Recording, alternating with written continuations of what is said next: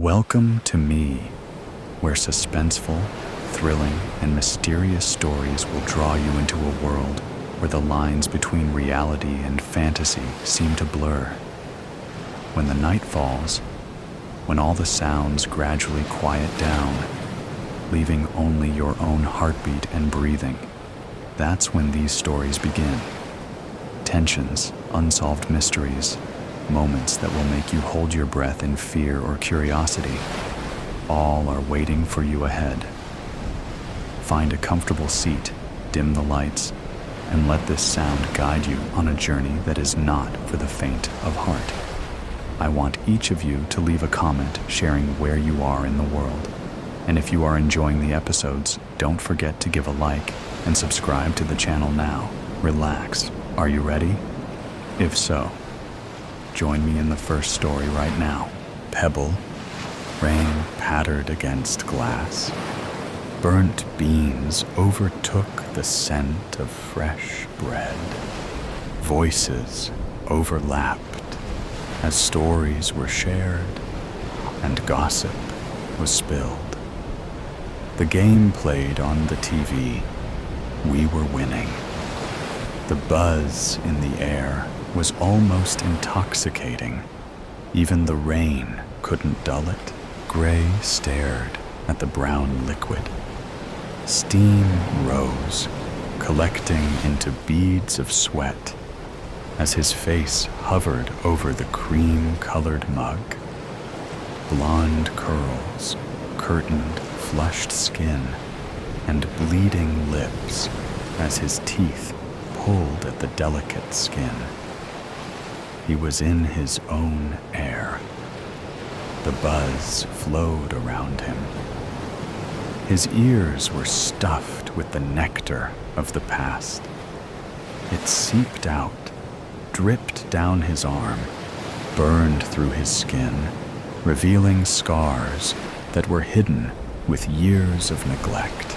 Nails cracked as he dug into the wooden table.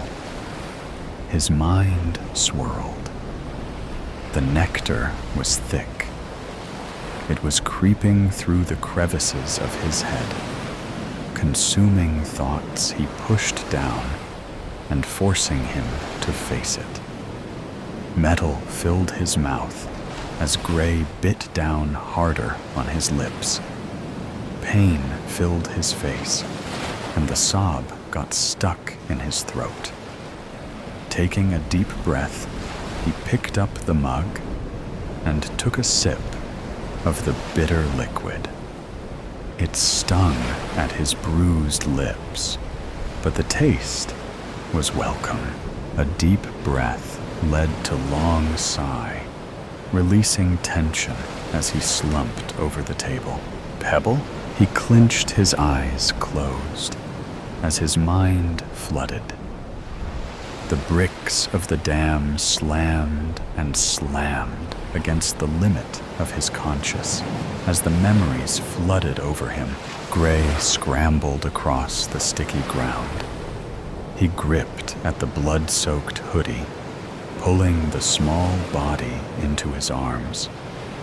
His fingers left trails as he rubbed at the bruised skin, hoping his touch would wake him up. Pebble, come on. What he thought was a yell was nothing more than a cracked whisper.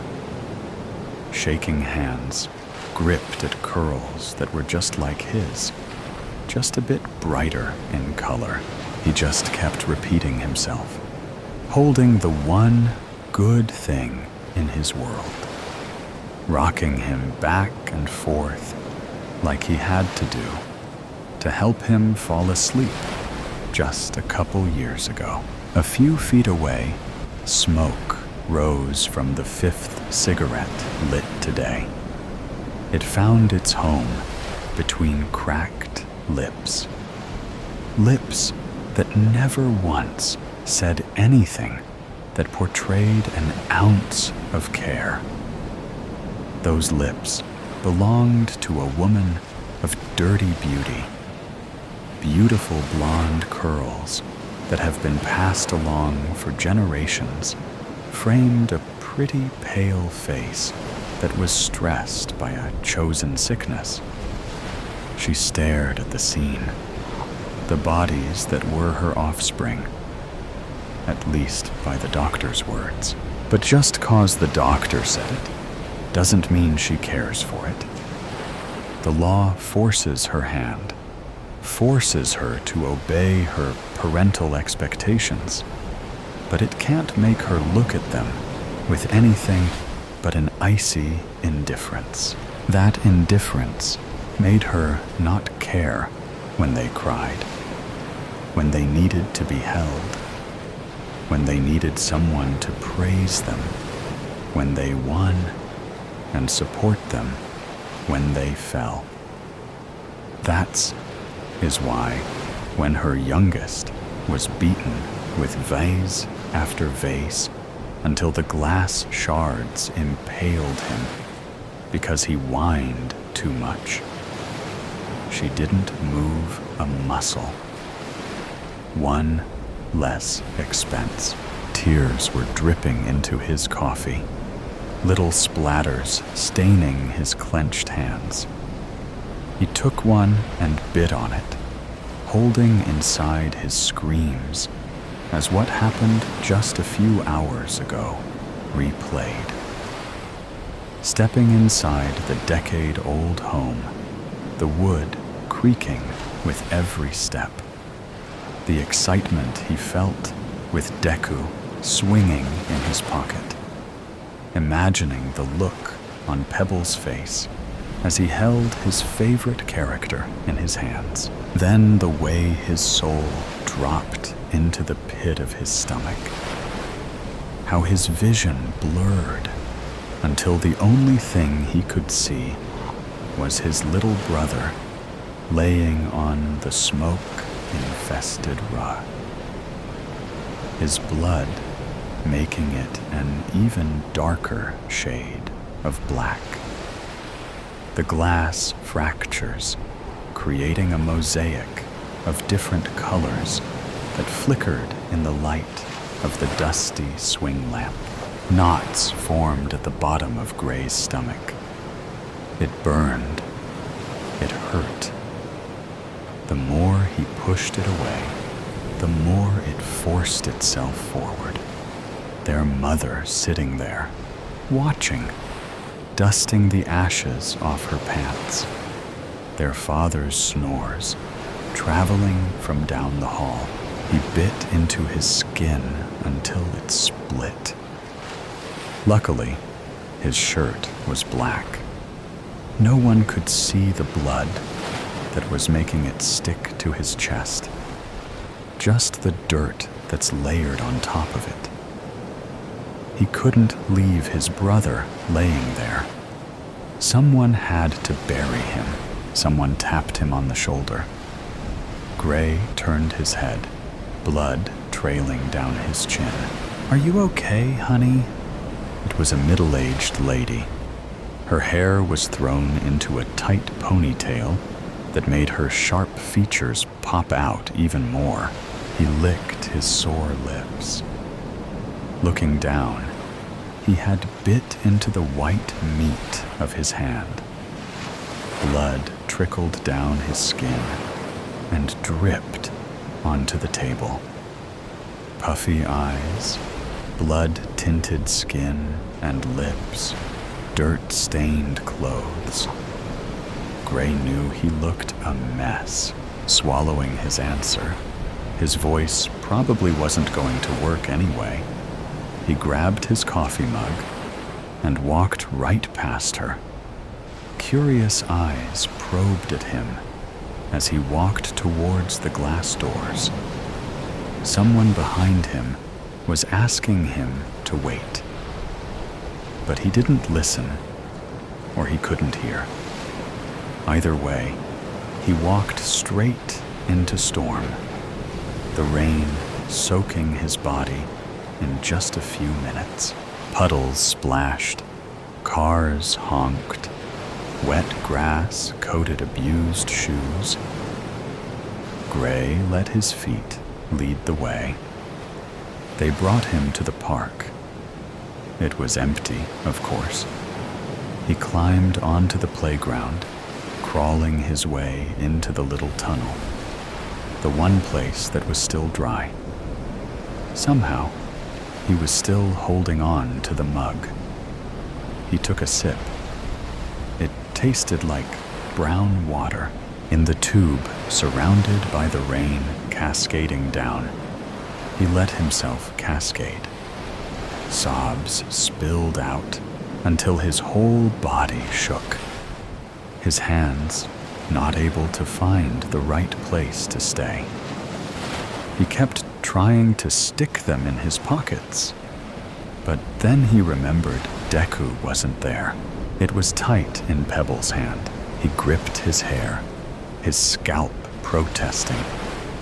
His mother's nonchalant figure, his father's peaceful rest.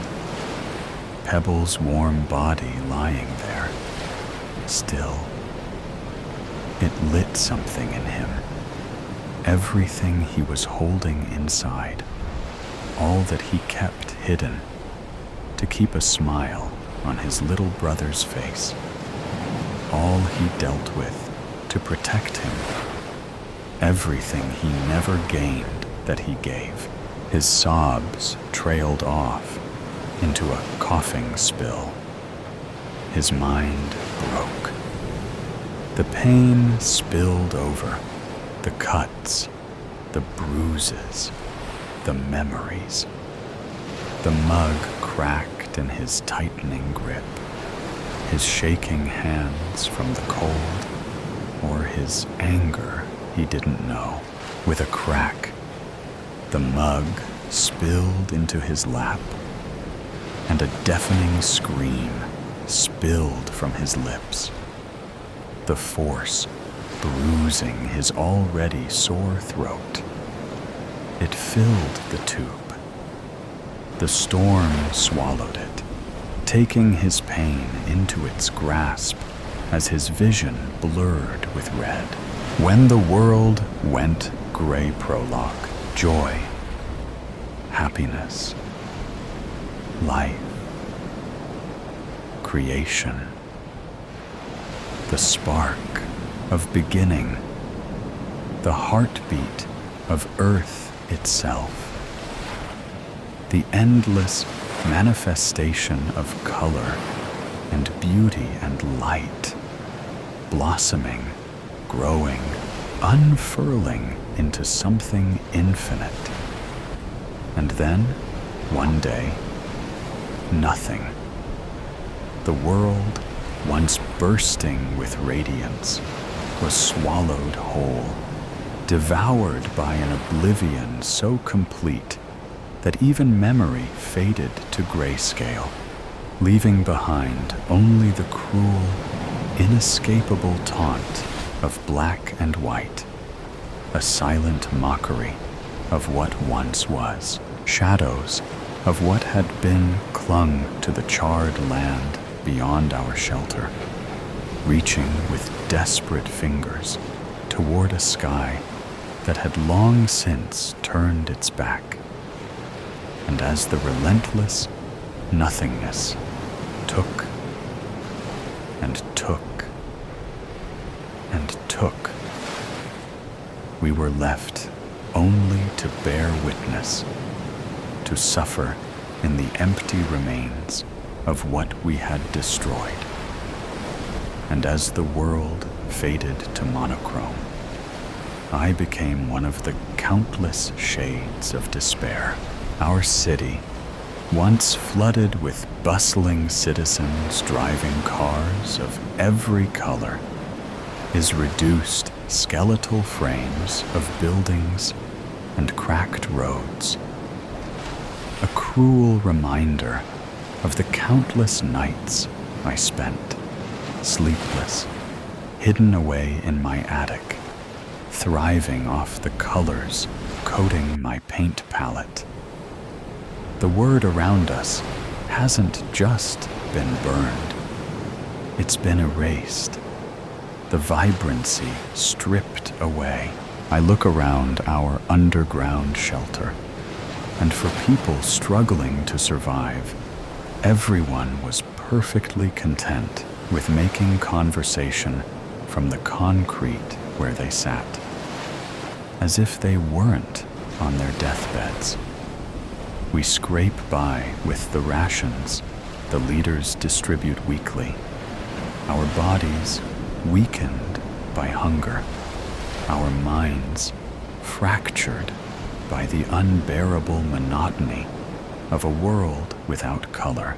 But it isn't the hunger or paranoia that haunts us, but the weight of absence, the memories of color fading with each passing, dissolving to add to the torture of the ash flakes contaminating the air. Black, white, gray, repeat. Every damn time. And then I find myself thinking the same, though I thought, since the day the world was drained of color. This is a dream. Colors can't just disappear. And yet, here we were in this mere sketch of what was a vast land that stretched on through the remains of the nuclear tragedy, colored in shades of ash and bone, where nothing grows and nothing dares to blossom. For now, I resort to my only escape, my eyelids suddenly feeling too heavy, my mind too weary. Symptoms we've long since accepted as the norm, and allow myself to relax against the concrete wall. Part 1. Rations are low. Too low. A small group of us was sent into the depths of our despair to scrounge together enough food to ensure our, at the least, survival. Survival doesn't always grace the entirety of our measly society, and it's unfortunate. But death, even at 17, is not an unfamiliar fate. I look out into the rubble, finally lifting my eyes from my sneakered feet for the first time since they stepped beyond the shelter's entrance. The land is silent. The only sound, the crunching of boots landing against who knows what, and the whipping wind nipped at my skin, scattering my once auburn-streaked hair across the back of my jacket. Black, white, gray, rep. A gleam catches my eye. We're at the edge of the ruins. That's impossible. My feet are already betraying me, already venturing closer to this foreign feeling of freedom. 5 years ago was the last time I was graced with the presence of color. 5 years since the bombs. 5 years since this world was diminished to a mere grayscale. 5 years. For color to still exist would be out of the question. I track the glistening spark of hope, forcing my eyes to stay open, forcing my feet one in front of the other, until, where'd it go? I blink. Scanning the scene, my eyes dart frantically from each piece of Colorly's scrap to the next. Come on. Come on. Come. Nothing. The unmistakable feeling of wilted grass prickles at my knees as they hit the ground where it was. The hope of color in an achromatic world slipped through my hoary fingers like sand slipping through the grasp of the ocean's spray continuously. Elara?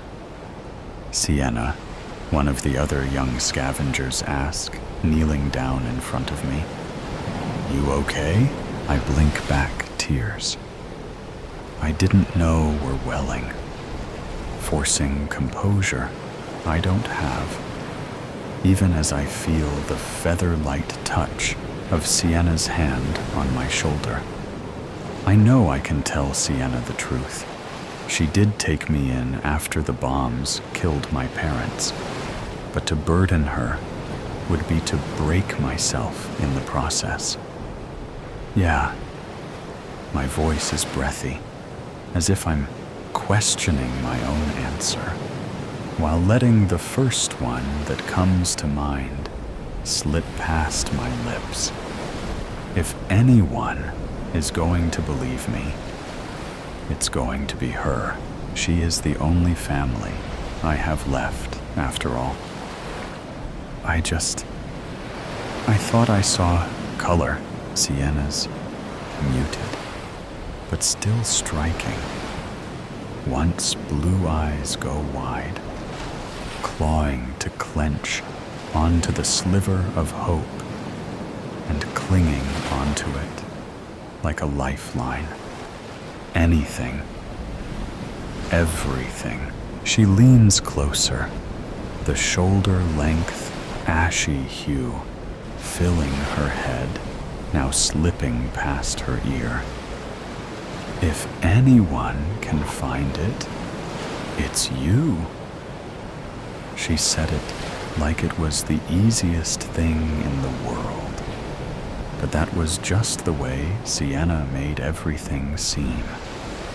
Easy. Like it wasn't the sight reignites a desperate hope, a longing to believe that life in its fullest form is not truly gone. Part 2. I can't pretend like it didn't happen. I can't unsee it. I know it's risky. I know there are people here who need every last bit of help they can get. But if there's a better, beautifully vivid world out there, inching to be found, it needs to be found. So here I am, in the thick, inky embrace of the dead of night, my fingers curling tightly around the worn, chilled rungs of the ladder that stretches upward like a fragile, rust-bitten bridge to a world I have long since sworn, with every fiber of my being, to unravel, to tear apart piece by piece, if that's what it takes, all in pursuit of that elusive, flickering glint. Something small, something distant, something that once dared to catch and hold the fleeting light of a bleached and weary sun. Because if there is one truth I refuse to let slip through the cracks of time, it is that color, in all its wild, untamed brilliance, is not just an indulgence, not merely an ornament to be admired from afar, but a necessity, a lifeblood that the world not only craves, but deserves to be drenched in, to be wholly consumed by. And if it is within my grasp to bring it back, to pry it from the hands of whatever force dares to smother it, then I will chase it, seize it, and deliver it without hesitation, no matter the cost. Singed, sealed, delivered.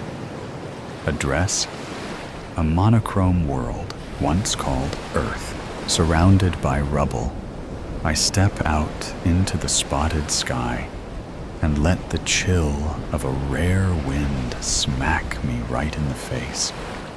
A stark contrast to the warmth seeping across my chest. I shake my head at myself and how I utterly disregarded the warnings of the other survivors and so effortlessly snuck out of the security of our shelter into the wasteland so eagerly. I glance around the land stretched out before me, waste crowding the ground and ashes polluting the air. And I swear the hues of gray, now illuminated by stars and a moon, that appeared as dots and a waning semicircle, were darker than black, everything meshing with the ink-stained sky. I will find it. I'll find it, if it kills me. I will. Then, just beyond the endless stretch of night, a shimmer, the faintest trace of warmth against the cold monotony. It's real, I murmur, though no one is around to overhear. It has to be.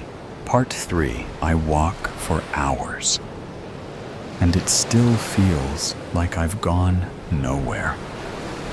I'm still surrounded by the gray void, still surrounded by remains of a better life, and still with the shimmering speck of hope before me, not stopping. The landscape is an endless graveyard of the past. Twisted steel, collapsed buildings, and roads that crack beneath my feet stretch on like the bones of a forgotten civilization. Everything is still. No birds cry overhead. No wind whispers through trees. Because there are no trees left to whisper through. The silence is heavy, pressing against me like the weight of the sky itself. I huff, pressing my back against a crumbling door, not bothering to look at the house, but rather the swing set across the road, peering intently as it swings back and forth in the stillness of night, moved by something unseen.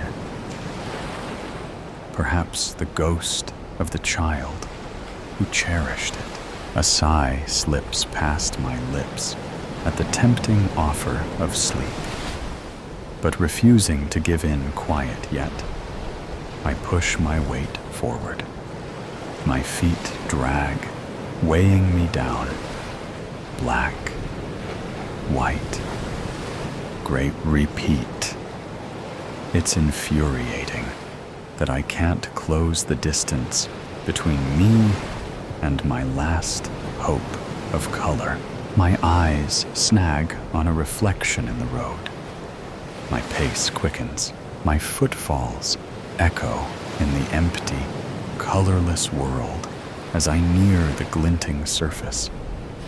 A mirror, cracked, dirt-speckled, abandoned in the middle of the road, like it doesn't belong. Like nothing belongs, I slow, breathing hard. My reflection stares back at me, distorted by the fractures spider-webbing across the glass. The same dull world is behind me, the same lifeless sky above. But beneath me, just beyond the cracks, something else, green, my breath catches.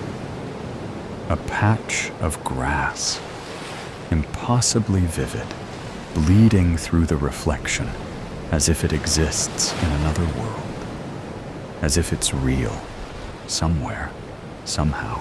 I step forward, heart pounding, kneeling at the mirror's edge. My fingers hover over the glass. The colors look too bright, too alive, like they'd burn if I touched them. But I don't hesitate. I kick the mirror. It shatters under my heel with a sharp, crystalline crack. Splinters of glass scatter across the road, glinting like stars in the empty light. I brace myself for something, anything. A shift in the air, a tremor in the ground, a door opening where there was none before. But when I look down, the green is gone, just shards of broken glass, catching the darkened sky in their edges. Just my own reflection, fractured into 100 jagged pieces. I lurch forward, scraping at the road where the mirror used to be. Nothing. No hidden portal. No sliver of color left behind. My hands shake. Tears, clear wetness, drip down my cheeks in slowed fashion. My breathing comes in clipped gasps. I saw it. I know I did. The wind stirs, sending a few stray fragments skittering away. I watch them disappear down the road, swallowed by the nothingness stretching endlessly ahead. And then I keep walking, pushing harder, further, relentless. Part 4. I refuse to let myself stop. I won't. I can't. Not if I want any chance at finding the color I've recklessly craved. My eyes follow the path I left in the dust, the sun rising higher in the sky. And then, thunk, the ground hits me before I can brace for it. Pain shoots through my skull in sharp, electric volts. I glance up, dazed, and see the thick trunk of the tree I just slammed into. Its rough bark pressing into my chest, pinning me to the earth. I wince, trying to push myself up, but my head swims with dizziness. The tree stands tall, towering over me like an ancient sentinel, its branches casting long shadows in the early morning light. I can feel its strength, as if it's mocking my weakness, daring me to rise again. I press my palms to the ground, leaves crunching beneath them, and accept this tree's challenge.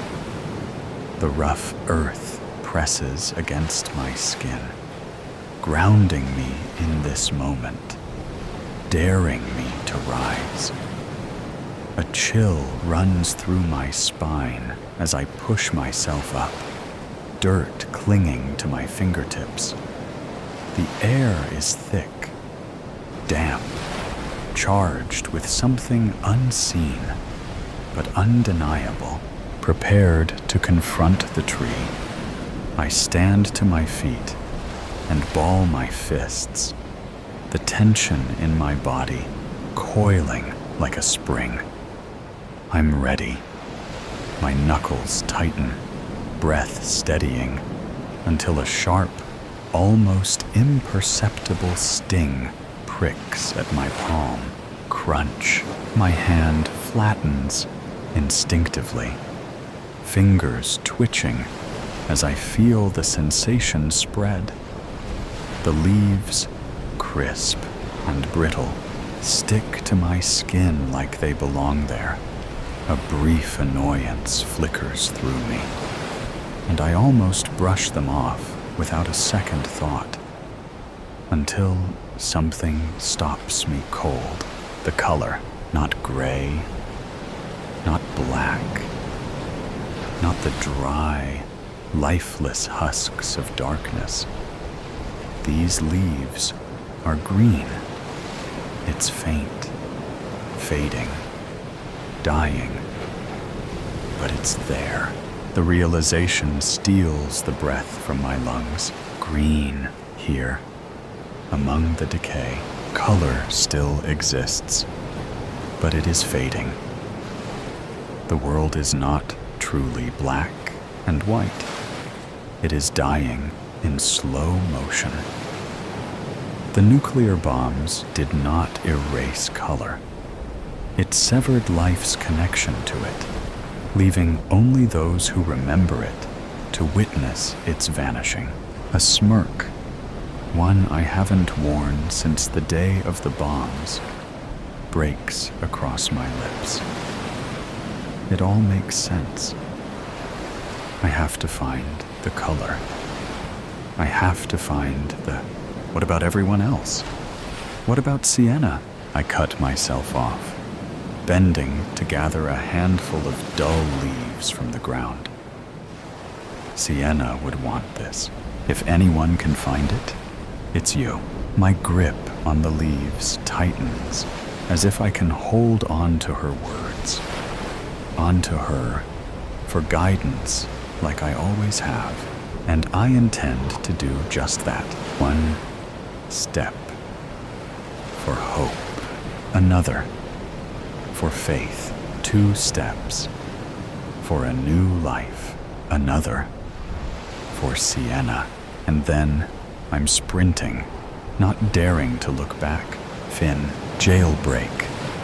The cold, sterile hallway just outside of my confinement center wall made it possible to hear every footstep, growing louder as they neared me, fading as the person receded into the distance, marching to whatever task they were assigned.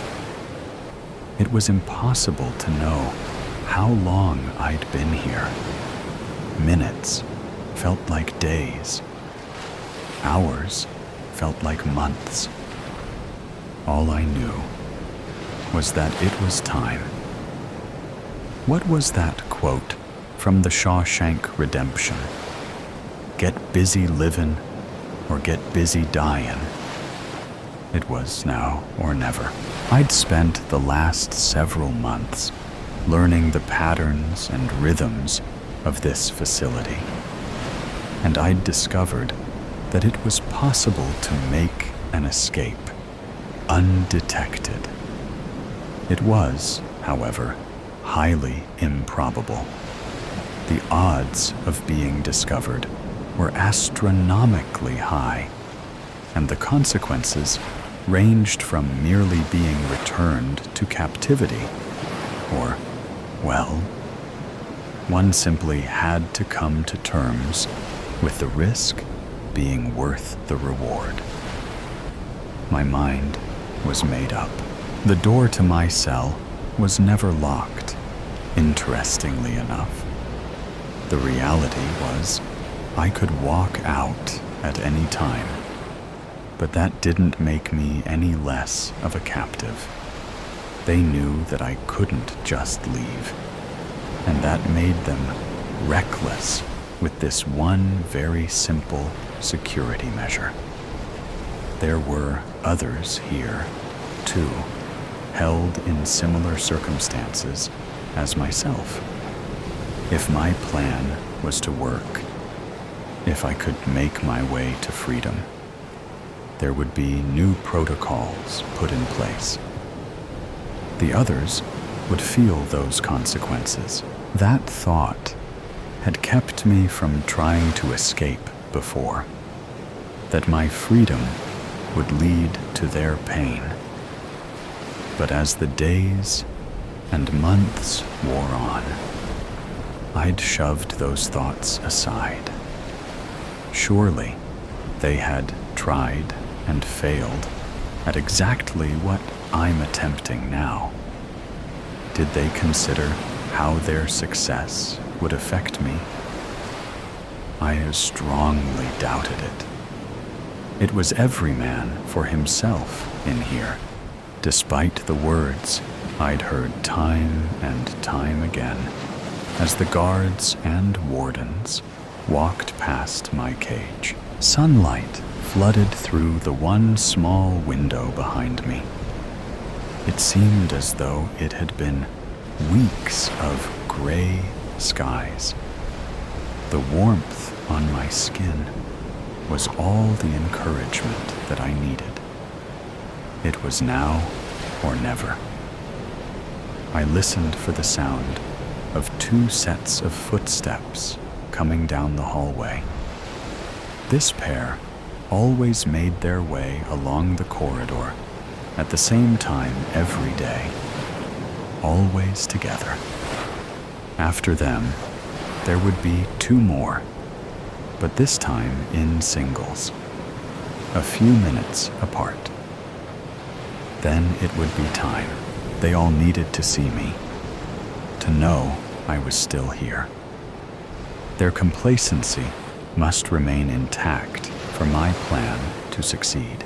The faint sound of 4 feet making their way towards me finally could be heard. The steps grew louder, keeping pace with the increasing pounding of my heart as I knew the time had come. Louder, louder. My pulse began to increase. I had to bring it down. This cannot be done if I can't control my nerves. I felt my hands begin to shake a little with the increased adrenaline. Sweat began to form ever so slightly beneath my arms. I had to get control. I took a deep breath and let it out slowly. Then another. Then another. I cleared my mind of what was about to take place. I didn't need to go over the plan any further. I knew it well. I just needed to move with calm deliberation. Another deep breath. I felt my heart rate begin to slow. Another deep breath. My hands steadied. Then the plodding footsteps came to a stop just beyond my door. "Hello in there," came the much too delighted voice of the middling drone on patrol. He was happy to be here, happy to be in the slightest position of power over me. Had a few things gone differently, maybe it would be me out there and him in here. I like to think that I'm better than him, though.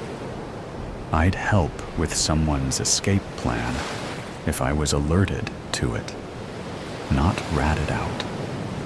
Or, at the very least, I'd look the other way, but not him. No, he derives meaning from this tiny amount of authority. I won't give him the satisfaction of getting even a hint of what I'm about to do.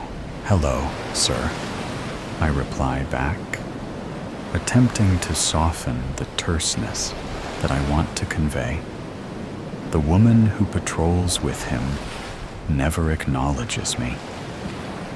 I can tell she believes he should be more dismissive of me, that he should use whatever mediocre power he has to diminish my existence even further. Nice to see the sun shining again, isn't it? It is. Hopefully, you'll get to enjoy it fully soon. I know I will. I continued to myself. Perhaps, but my shift does run pretty late into the day, so maybe another time. The woman sighed with impatience. Well, I should carry on. See you on the next pass. Yes, on the next pass. Good day, sir. their footsteps fade into the cavernous recesses of the facility to my right as I await the next set of footsteps.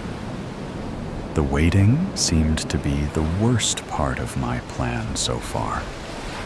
It gave my heart too much time to become anxious, so I tried to occupy my mind with thoughts of how the woman would berate the man if my actions were ever discovered, particularly if it became known that mere minutes after they'd passed, I'd made my move. A smile drifted across my face at the thought of it. She clearly had some type of authority over him, but I knew for certain it wasn't in rank.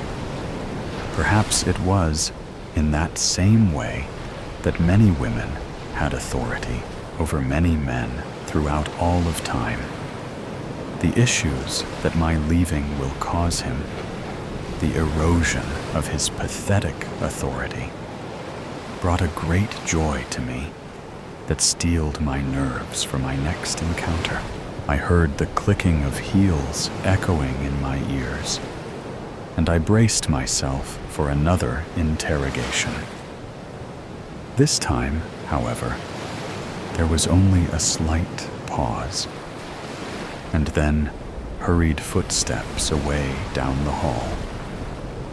I heard a slight commotion and some raised voices, an uncommon occurrence that I hoped would resolve itself quickly. I strained to listen, to determine if this new development would derail my escape before it had even truly begun. It's not what you think. Please. I just needed... You needed what? It was the man who had just stopped and spoke to me. He must have backtracked and surprised the poor guy, who clearly had the same thoughts of freedom as me. Why did he choose to go now? The timing was way off for any chance of success. Pathetic fool. I cursed him under my breath, because now they'd be on high alert, if they weren't already. Back in your cell. You don't come out until we say you can come out. I thought that was clear, but please, tell me if I need to make it more so. Do you want me to do that? No, sir. That won't be necessary. I'll have to report this, you know? You brought this on yourself. Perhaps the officers will have mercy. But it's really out of my hands. The silence that followed must have been the poor soul's sad acceptance of his fate. Finally, I heard everyone continue on their way, and I listened for the steps that would signal the beginning of my mission. I said a quick prayer that my outcome would not be the same as the one I'd just witnessed while the third patrol made its way to me. "Hello in there," came the petite voice of a woman nearing 60 years old. If she was a day, she really couldn't prevent anyone from leaving on her own. But that was just as true of the others who passed by here. Their abilities relied completely on their willingness to report to those who could act. Dodging detection by these tattletales was the only path to a successful jailbreak. "Hello, ma'am," I replied back, hoping I concealed my utter disdain. Calling me ma'am is unnecessary, but even more, it is unwanted. You make me feel old. My apologies. Nice to see the sun out again, isn't it? She examined me as she asked the question. It was not small talk. She was searching me. Yes, it is. It's been a while.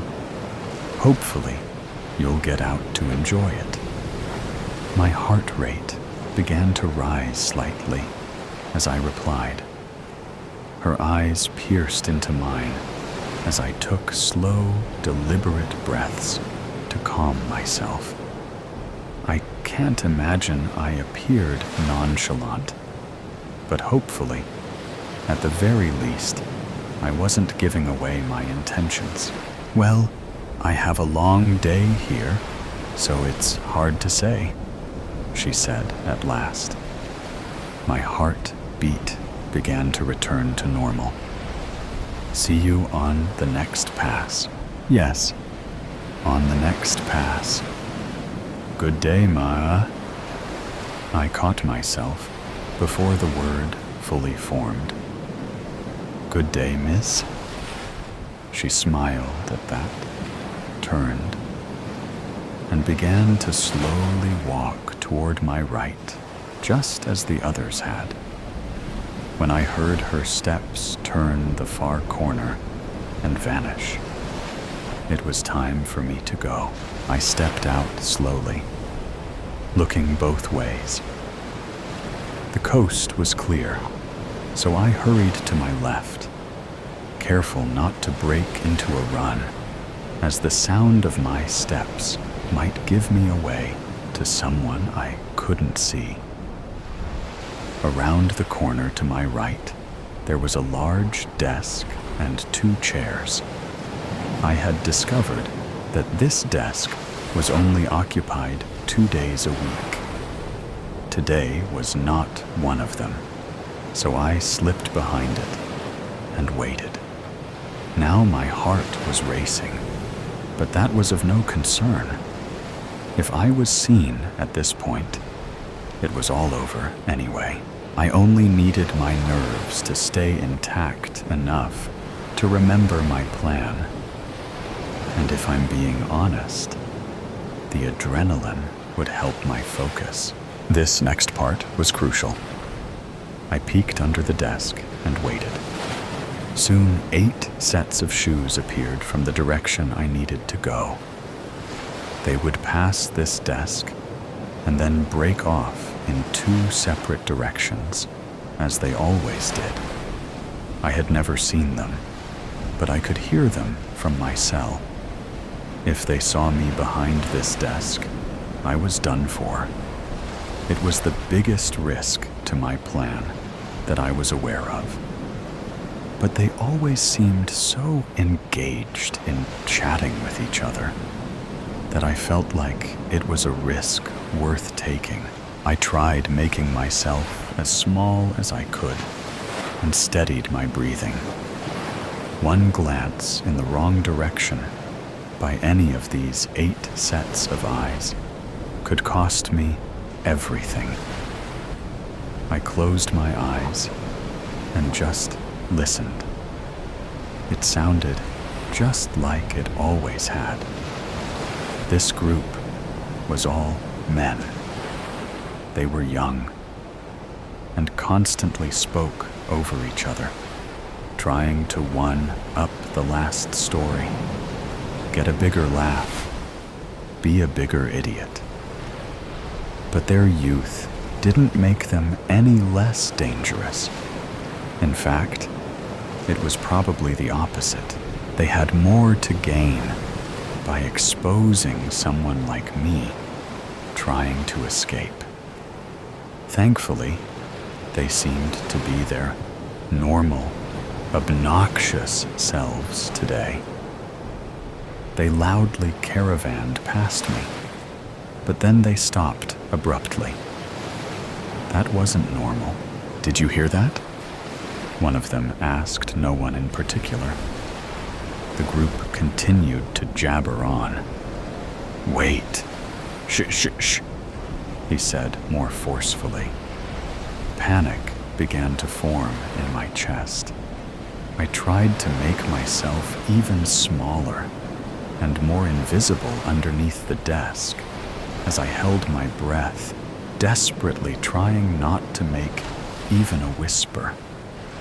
When the whole group was fully compliant, in listening intently, the questioner let out the longest, loudest, most foul flatulence directly at my hiding place. He erupted in laughter as the rest of the group had mixed reactions of laughter or complete disgust, while I did my absolute best to not give myself away. A cough building in my chest as my eyes began to water. At last, the group moved on, splitting into two groups of morons, as was the usual course of action.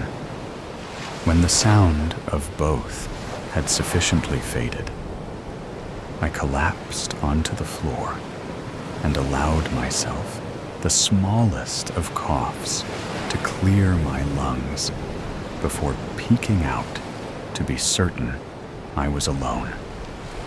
The next doorway I needed was down the hall, where the dangerous imbeciles had come from. Once I went through those doors, I was in foreign territory. I had no idea what the comings and goings would be like, so I'd have to maintain strict diligence of focus. Certain that no one could see me, I crept from my safe zone and stayed low and against the wall, heading to the next door. I put my ear against it and listened. Silence. I cracked it open and slowly entered the next room. To my left was a bank of elevators. To my right, a restroom. But the hallway was empty.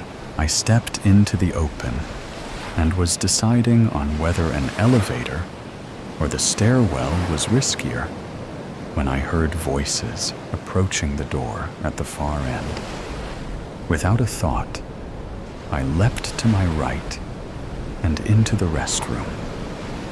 I pushed a stall door open, closed it quickly behind me, turned the lock, and climbed onto the toilet, using my hands to balance against the walls of the stall, formulating a plan of what to do in the event that the group followed me into the restroom became unnecessary, as I heard them pause outside of the door and briefly chat before moving away. I wasn't sure where they had gone, or even if all of them had left, but I had to keep moving. I had no choice. I slipped out of the stall and poked my head out of the restroom. The hallway was once again empty. I decided to take the elevator down. There was an equal chance of an encounter with someone either way, but at least the elevator was faster. I needed luck for this to succeed, at this point anyway, so I pushed the button. The cables and gears of the elevator working sounded as though they were beckoning the whole building to take notice of the fugitive awaiting the doors to open. It felt like days passed, but finally, the elevator arrived. I was prepared to flee to my restroom of refuge if someone was in the car. But fate shined on me and I stepped inside and pushed the fear of having nowhere to run deep inside as the doors closed in front of me. I had to get down 4 floors. If I could do that, I would be able to taste freedom. To this point, my vanishing act seemed to have gone unnoticed. I heard no alarms. No one seemed to be chasing me.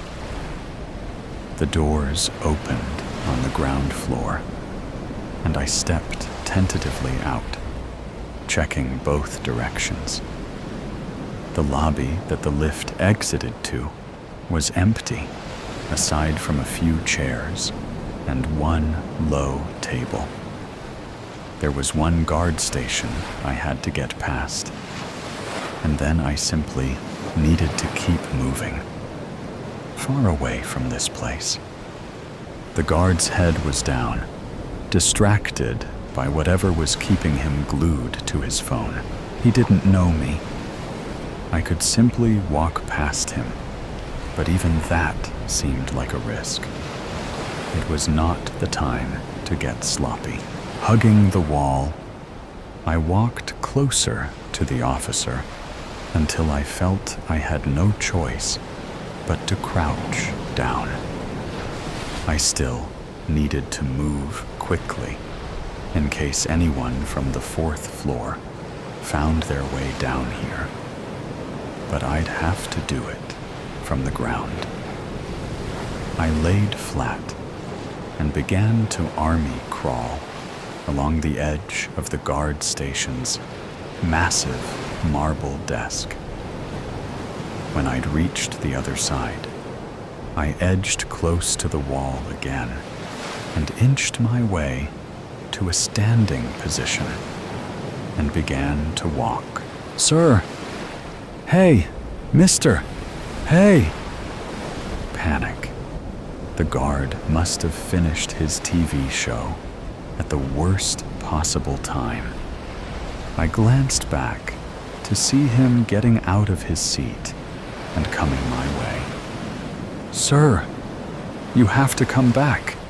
Sir, you can't leave." Bet. I erupted into a sprint down the long hallway with windows on both sides.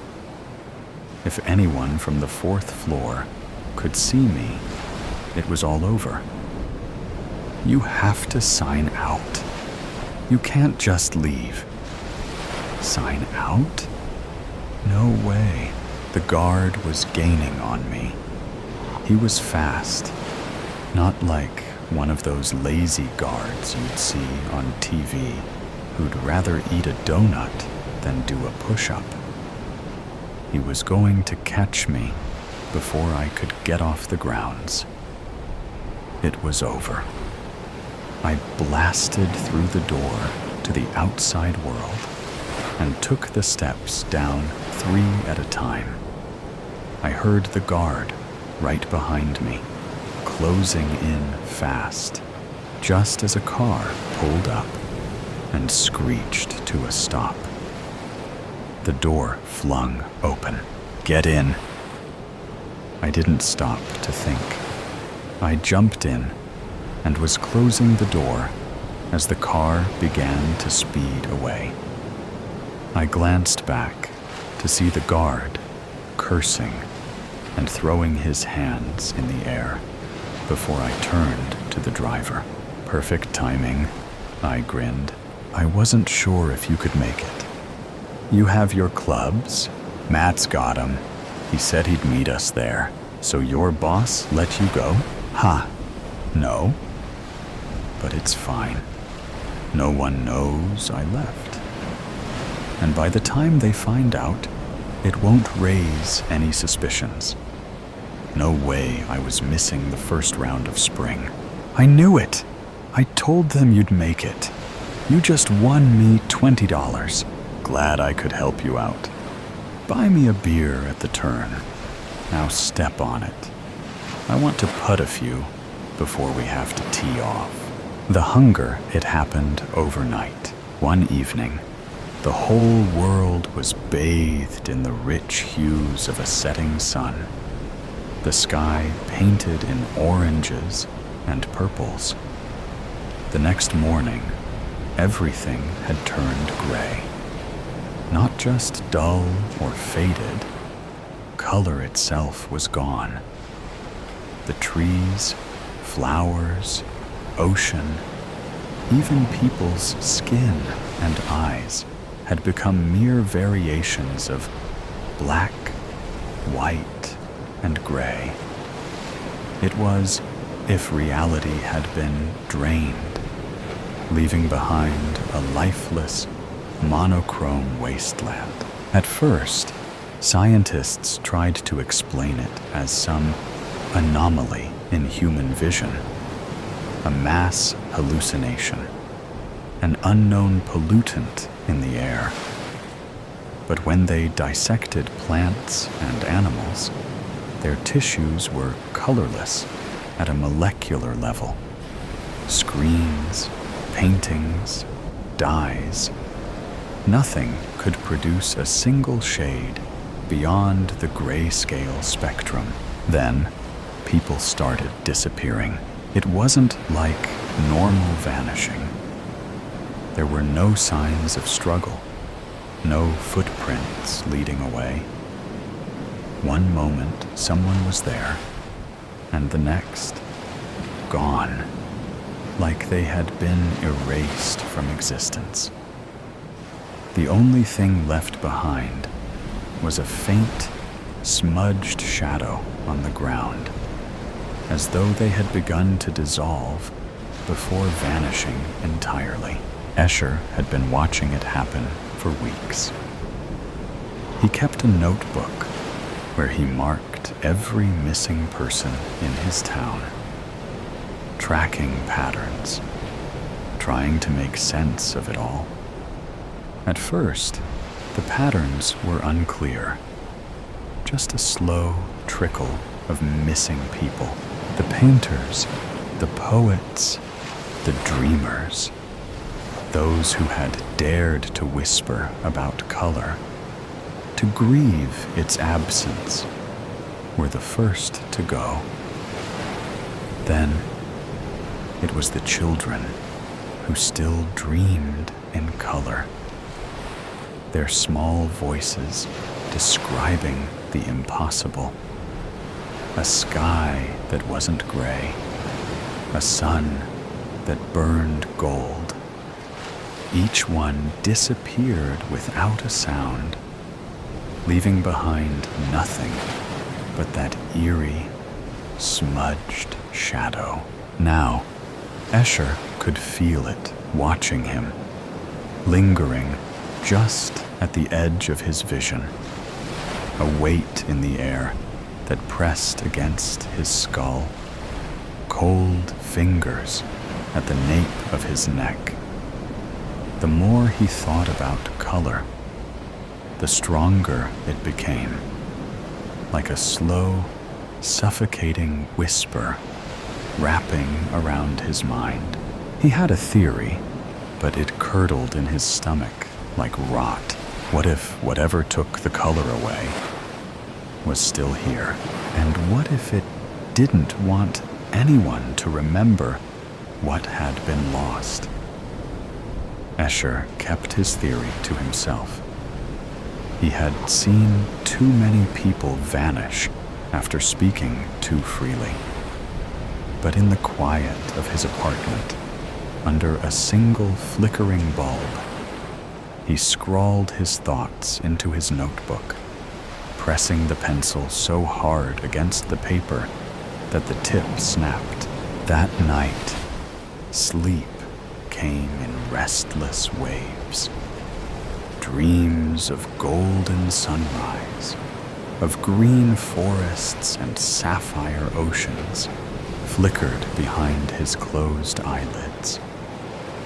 Something else lurked there too, a whispering void pressing at the edges of his vision, a presence that noticed him. He woke with a start, heart pounding. The bulb above him flickered more erratically now, casting sharp, jumping shadows across the walls. Then he saw it. A smudge, one of those gray stains on the floor near his desk. It hadn't been there before. It looked like the others, the ones left behind by the vanished. But he was still here. Escher reached out a shaking hand, brushing his fingers over the smudge. Ice shot up his arm. His breath hitched, his vision wavered, and for a split second, he saw something, a figure, a shifting mass of darkness standing in the corner of his room, featureless, faceless, but watching him, waiting. The moment passed, and he yanked his hand away. The thing was gone, but he knew it had been real. He flipped open his notebook with trembling fingers. If he was right, he had limited time before it came for him. He needed answers. Somewhere out there, someone knew the truth. Someone who was still alive. Escher didn't sleep again that night. He sat at his desk, staring at the smudge on his floor, waiting for it to move. It didn't, but something else did. A creak in the hallway. Slow, deliberate, his breath hitched. He lived alone. The sound came again, closer this time. A dragging shuffle, like bare feet sliding across wooden floors. Escher reached for the nearest object, a rusted letter opener. Pathetic, but it was something. He moved toward the door, silent, his pulse slamming against his ribs. He pressed his ear against the wood. Nothing. Then a whisper. Not words, just a sound. Something wrong. Like wind whistling through hollow bones. Escher yanked the door open. The hallway was empty, but the walls weren't. Long, uneven handprints streaked the wallpaper, dragging downward, as if something had clawed its way along. The air was thick, pressing, like he had stepped into a vacuum where sound and light had begun to fold in on themselves. Then he noticed the door at the end of the hall. Apartment 203. No one had lived there for months, but now it was open. A sliver of darkness yawned beyond the threshold, impossibly black, deeper than shadow. Something was inside, watching, waiting. Fingers slowly emerged from the darkness, wrapping around the edge of the door, not quite human. Too long, too thin, curling around the edge of the door. The skin wasn't just gray. It was wrong, shifting like static, like it wasn't fully real. The fingers twitched. Escher bolted. He didn't stop until he was outside, breath steaming in the cold air. The city was dead silent, buildings looming in their gray-scale monotony. But something had changed. The streetlights flickered, and for the first time since the color vanished, Escher saw something new. In the distance, above the rooftops, high in the night sky, a single, pulsing red light, the first color he had seen in weeks. And deep in his gut, Escher knew. It was calling to him. He had two choices: run the other way and pretend he never saw the red light, or go to it. Every survival instinct screamed for the first option, but something deep inside, something primal, pulled him toward the second. It was the first color in a world that had been stripped bare. It was wrong, unnatural, but it was something. His feet were already moving. The city was eerily empty. Cars abandoned at intersections, their windshields coated in dust. Storefronts remained open, shelves half-stocked, as if people had simply walked away from their lives. The red light pulsed, steady and slow, coming from the tallest building in the city, the old communications tower. As Escher approached, he felt it before he heard it. A deep, low hum, subsonic, just beneath the range of hearing, but strong enough to feel in his bones. The street lights flickered in time with it. A shadow moved up ahead. Escher froze.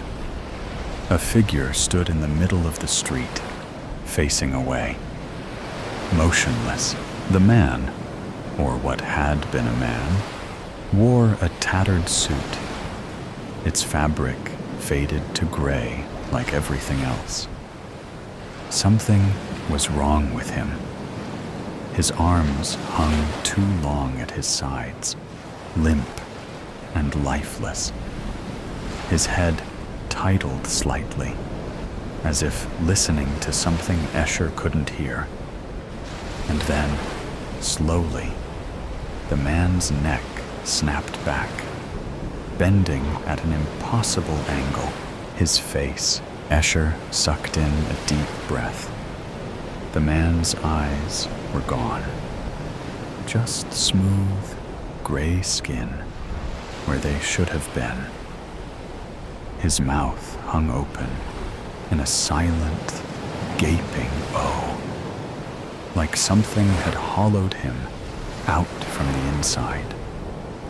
And then, without moving his lips, a whisper slid from his throat. "You shouldn't see the color." Escher ran. His breath came in short, sharp gasps, feet pounding the pavement. The communications tower loomed ahead. The hum grew louder. The street lights died. Darkness swallowed everything except for the red glow above, pulsing faster now, more urgent. Something was chasing him. He could hear it, a skittering, impossibly fast, limbs scraping against the pavement. The tower doors were open. Escher threw himself inside and slammed them shut. Silence. His heartbeat thundered in his ears. He took a shaky breath, turning to face the interior. The building was empty. An old stairwell wound up in the dark, leading to the roof. The red glow pulsed from above. There was a voice. Not from behind the door, not the stairwell, but from inside the room. A whisper, slithering through the air like a breath against his ear. You were not supposed to remember, Escher finally realized. The red light hadn't been calling him. It had been warning him. He turned slowly, his breath shallow. The room was empty, but the whisper had been right next to him. The red light pulsed above, faster now. Urgent. He forced himself forward, gripping the stairwell railing. He had to reach the top. He had to see whatever was waiting for him. The climb was endless. The hum grew louder, vibrating through the walls. His vision swam, his skin prickling like something unseen was brushing against him. The climb ended at a door, rusty, slightly ajar. Beyond it, the red glow bled into the darkness. Escher pushed it open. He walked out onto the roof. The city stretched out below, dad and colorless. At the center of it all, perched on the tower's antenna, like a grotesque, broken thing, whatever it was not a machine. It was alive, a shifting, writhing mass. Its surface pulsing with sickly veins of red light. It had no defined shape, no eyes or mouth, just an undulating, wet mass of twisting tendrils, each one ending in something horrifying. Faces, not full heads, just faces, half-formed, stretched, and distorting, mouths open in silent screams. They flickered in and out of existence, as if trapped. Escher knew, deep in his bones, these were the ones who had vanished. Not erased, not destroyed, absorbed. His stomach twisted, and his knees nearly gave out. The red light flared, and suddenly he remembered. The color hadn't been taken. It had been consumed, and the thing was still hungry. A shadow loomed from behind him. Escher turned just in time to see the eyeless man from the street standing in the doorway. But he was different now. His face was melting, the edges smearing like wet charcoal, his features slipping away. The man took a step forward, then another, and with each step, his body blurred, losing detail, like he was being erased in real time. "Join us," the voices whispered. Escher staggered back. The fleshy mass of faces quivered, responding to the movement, its tendrils stretching toward him. The eyeless man, if he even was a man anymore, took another step forward. His form blurred, warping like wet ink, his face melting away completely. Escher tried to run, but something grabbed his ankle. Ice shot up his leg as a tendril snaked up his calf. It wasn't solid, not exactly. It was like touching static, buzzing, shifting, eating away at him the moment it made contact. A dark gray substance was oozing out of his skin like ink in water. He kicked, thrashed, clawed at the rooftop, but it was pulling him in. More tendrils lashed out, latching onto his arm, his torso, his face, cold, deep, endless. His vision swam. Shadows moved at the edges of his sight. His skin tingled as something deeper than pain rippled through him, like he was being unraveled. The voices rose in a distorted, guttural chorus. "Join us," Escher gasped. And for the briefest moment, he saw everything. Not just the city, not just the rooftop. Beyond, The world before color disappeared, and the thing that had come before that, something vast, endless, watching, waiting. That fleshy thing of faces wasn't the beginning. It was only a fragment of something much worse. The red light pulsed one final time. Then it went out. Silence. Darkness. A whisper rippling through the void. Now we are free. Strange paint. Deborah had always been a solitary artist, pouring her heart and soul into her work in a dimly lit studio that smelled of turpentine and linseed oil. Her latest masterpiece was a vibrant canvas depicting a mystical forest, alive with creatures that seemed to shimmer and dance under the flickering light of a nearby candle. As she painted the final stroke, the colors swirled and shimmered, as if the very essence of life had been captured within the frame. Unbeknownst to her, the painting was not just a piece of art. It was a portal to another realm, one that thrummed with whispers and secrets waiting to be uncovered. One stormy night, a curious art collector named Harold stumbled upon Deborah's gallery. He was immediately drawn to her latest creation, the forest, alive with colors that seemed to pulse in the dim light.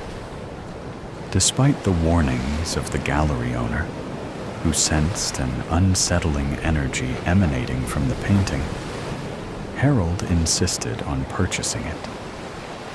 He felt an inexplicable connection to the artwork, as if it called out to him, promising wonders beyond his imagination. That night, he hung the painting in his study, entranced by its beauty and unaware of the darkness lurking within. Harold could not look away from the painting as the clock struck midnight. The figures within it, elusive woodland creatures and ethereal beings, began to shift and move, their eyes glinting with mischief and allure. They beckoned him closer, their whispers growing louder, promising secrets of the universe and glimpses of forgotten dreams. Each night, Harold returned to the painting, his heart racing with excitement and fear as he felt himself slipping deeper into its enchanting world. Days turned into weeks, and Harold's life began to unravel. He neglected his work, and isolation became his companion.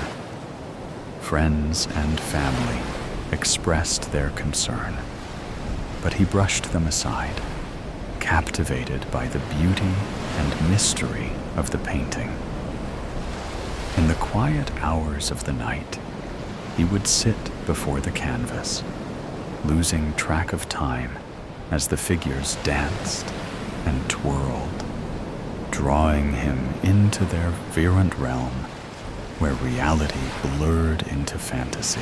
The whispers became more urgent, more insistent, wrapping around him like a warm embrace.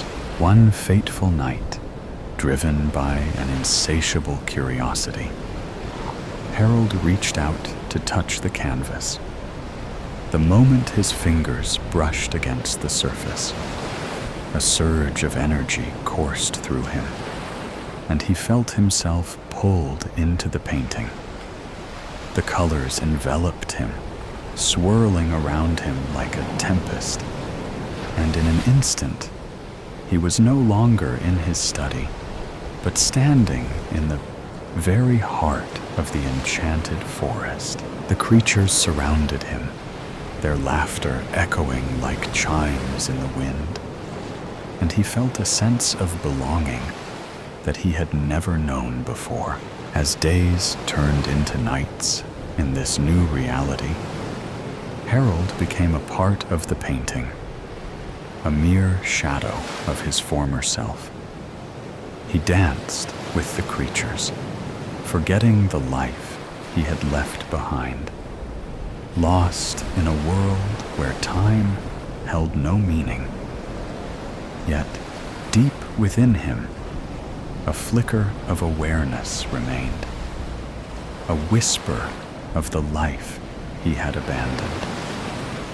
The forest, once a place of wonder, transformed into a labyrinth of shadows, and the creatures he had once adored began to reveal their true nature, deceptive and sinister.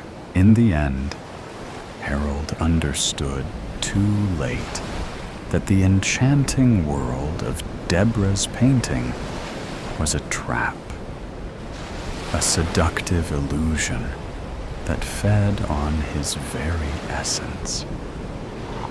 As he stood among the figures, now twisted and grotesque, he realized he had become one of them, a mere echo of a man who had once been alive.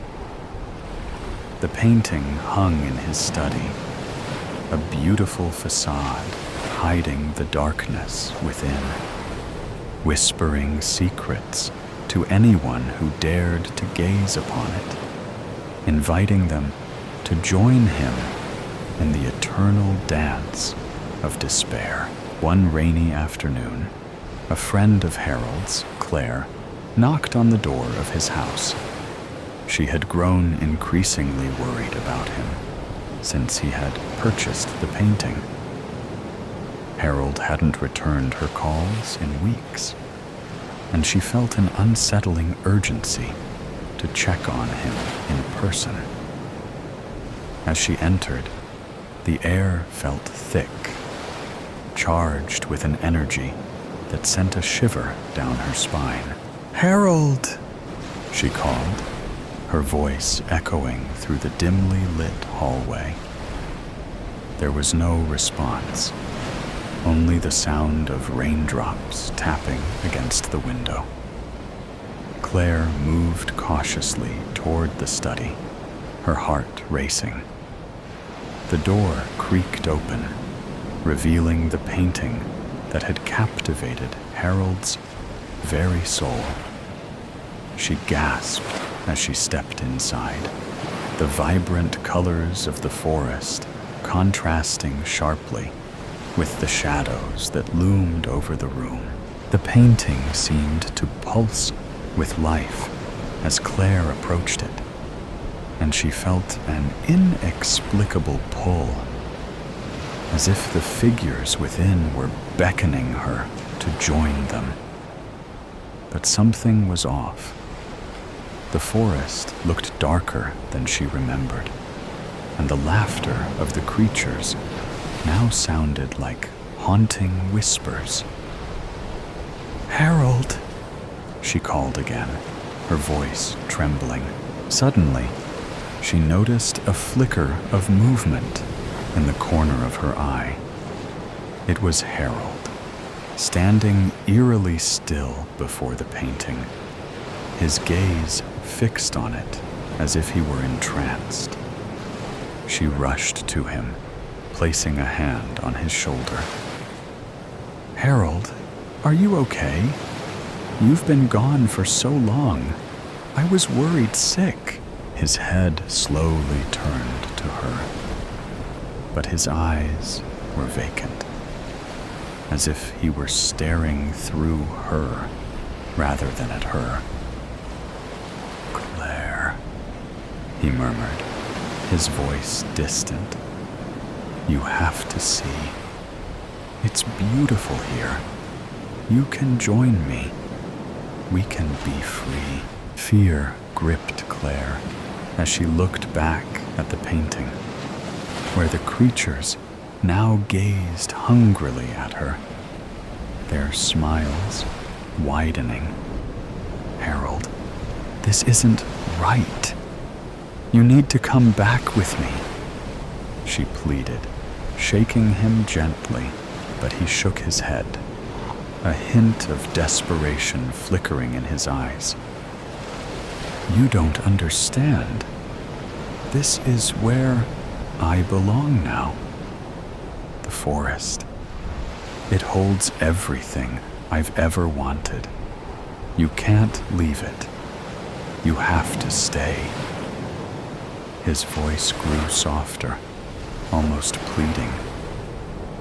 You have to join us. Claire's heart raced as she realized the truth. The painting had ensnared Harold, twisting his mind and spirit. And now it was trying to lure her in as well. She took a step back, her instincts screaming at her to escape. No, Harold! You have to fight it. This isn't you. At that moment, the creatures in the painting began to writhe and stretch, their forms becoming more grotesque, their laughter turning into a cacophony of chilling echoes. They reached out with elongated fingers, as if trying to break free from the confines of the canvas. The air grew heavy, thick, with a malevolent energy that made it difficult to breathe. Join us, Claire, they chorused, their voices a twisted melody that tugged at her heart. It's beautiful here. You'll never feel pain again. With a surge of resolve, Claire grabbed Harold's arm and pulled him away from the painting. No, you're stronger than this. Remember who you are, she shouted, her voice breaking through the haze that enveloped him.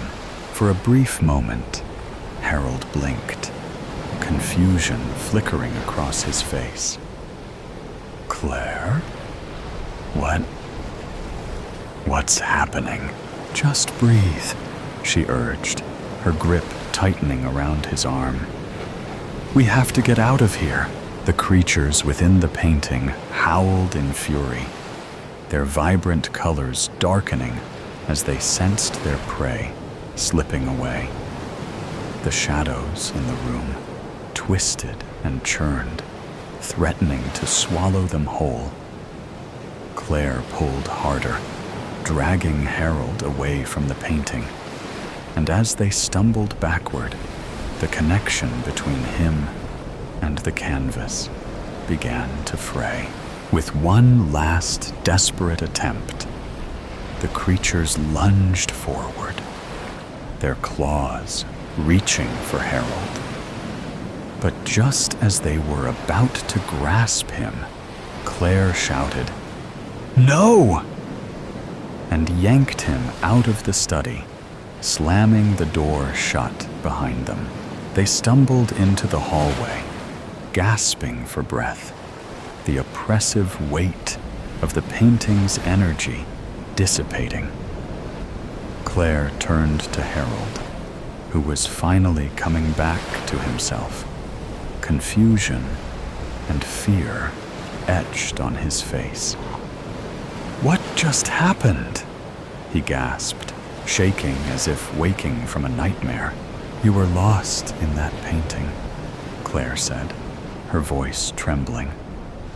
"It was trying to take you, to keep you forever. But we escaped. You're safe now." As relief washed over Harold, he looked back at the closed door of his study, where the painting hung silently, its colors muted in the absence of his gaze. I didn't realize. I thought I was free. Claire placed a comforting hand on his shoulder. You were caught in its spell, but you're stronger than it. We need to get rid of that painting before it claims anyone else. With newfound determination, they returned to the study, where the painting seemed to loom larger, its colors still swirling with a hypnotic allure. Together, they hatched a plan to destroy it, to sever the bond it had formed with Harold, and ensure that no one else would fall victim to its seductive trap. As they prepared to confront the darkness within the canvas, they knew that the battle was far from over. The forest might have tried to claim Harold, but together they would fight to reclaim his freedom and banish the malevolent forces that lurked behind the vibrant colors. The whispers from the painting grew louder, but this time they would not be silenced. Flight 24/7. It's strange how the most pivotal moments of our lives often begin in the most mundane places. For me, it's the cramped bathroom of Trans-Pacific Flight 1247, 35,000 feet above sea level, when the first tremor rips through the cabin. At this moment, I'm just another passenger with a spike of anxiety from the turbulence we just experienced, making the smart faucet in the bathroom require all of my focus, completely oblivious to the fact that fate has begun its countdown. Why does everything always come down to timing? 5 minutes earlier, and I would have been safely strapped into PODEC, connected to my assigned neural interface, already synced to the emergency protocols. The bathroom mirror catches my reflection as the cabin lights shift from institutional LED 2A to a pulsing amber hue. My heart stutters. I know that color. How people used to fly in these things before EES came around, I'll never understand. They were basically flying in an air-conditioned metal tub with wings. Everyone that flies on Trans-Pacific knows that color. Catastrophic system failure and the emergency evacuation system has begun. In the old days, this would have meant certain death. But in 2147, commercial aircrafts have evolved from their fragile predecessors. The Airbus Quantum Aeroline doesn't just fly. They adapt, transform, and when necessary, shed their parts like a snake shedding its skin. I lunge for the door. One of the only remaining places on board that doesn't have its own EES protocols. My fingers slipping on the handle, slick from the soapy water that just cleansed my skin of any dirt, germs, and other microorganisms that I collected while on board. My savior might be my demise, I say out loud to myself, spurring myself into hurried movements, wiping my hands down my shirt, hoping to gain more traction on the door handle. Fuck! I scream, as the handle and door refuse to move.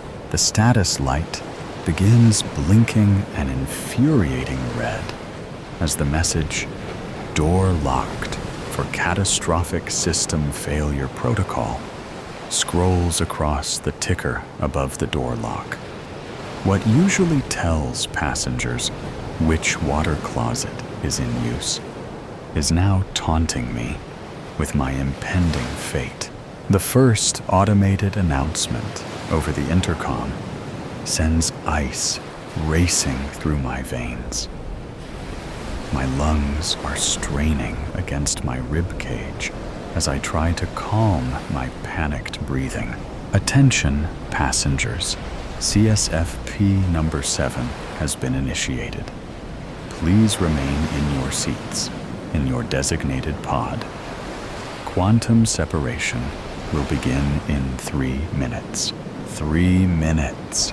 The word echoes around in my head, like a ball bouncing through a pinball machine. Under normal circumstances, that would be plenty of time for the pods to detach cleanly, their individual gravitational fields engaging as they descended safely to the nearest emergency landing zone.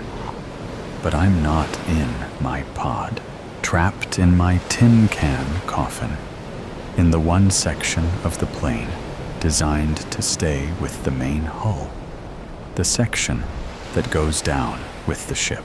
My mind whirs as I try to remember the schematics video they played at the beginning of our flight, the ones no one ever pays attention to because yada yada, remain in your pods and stay secured to your neural link for the most secure flight, yada yada.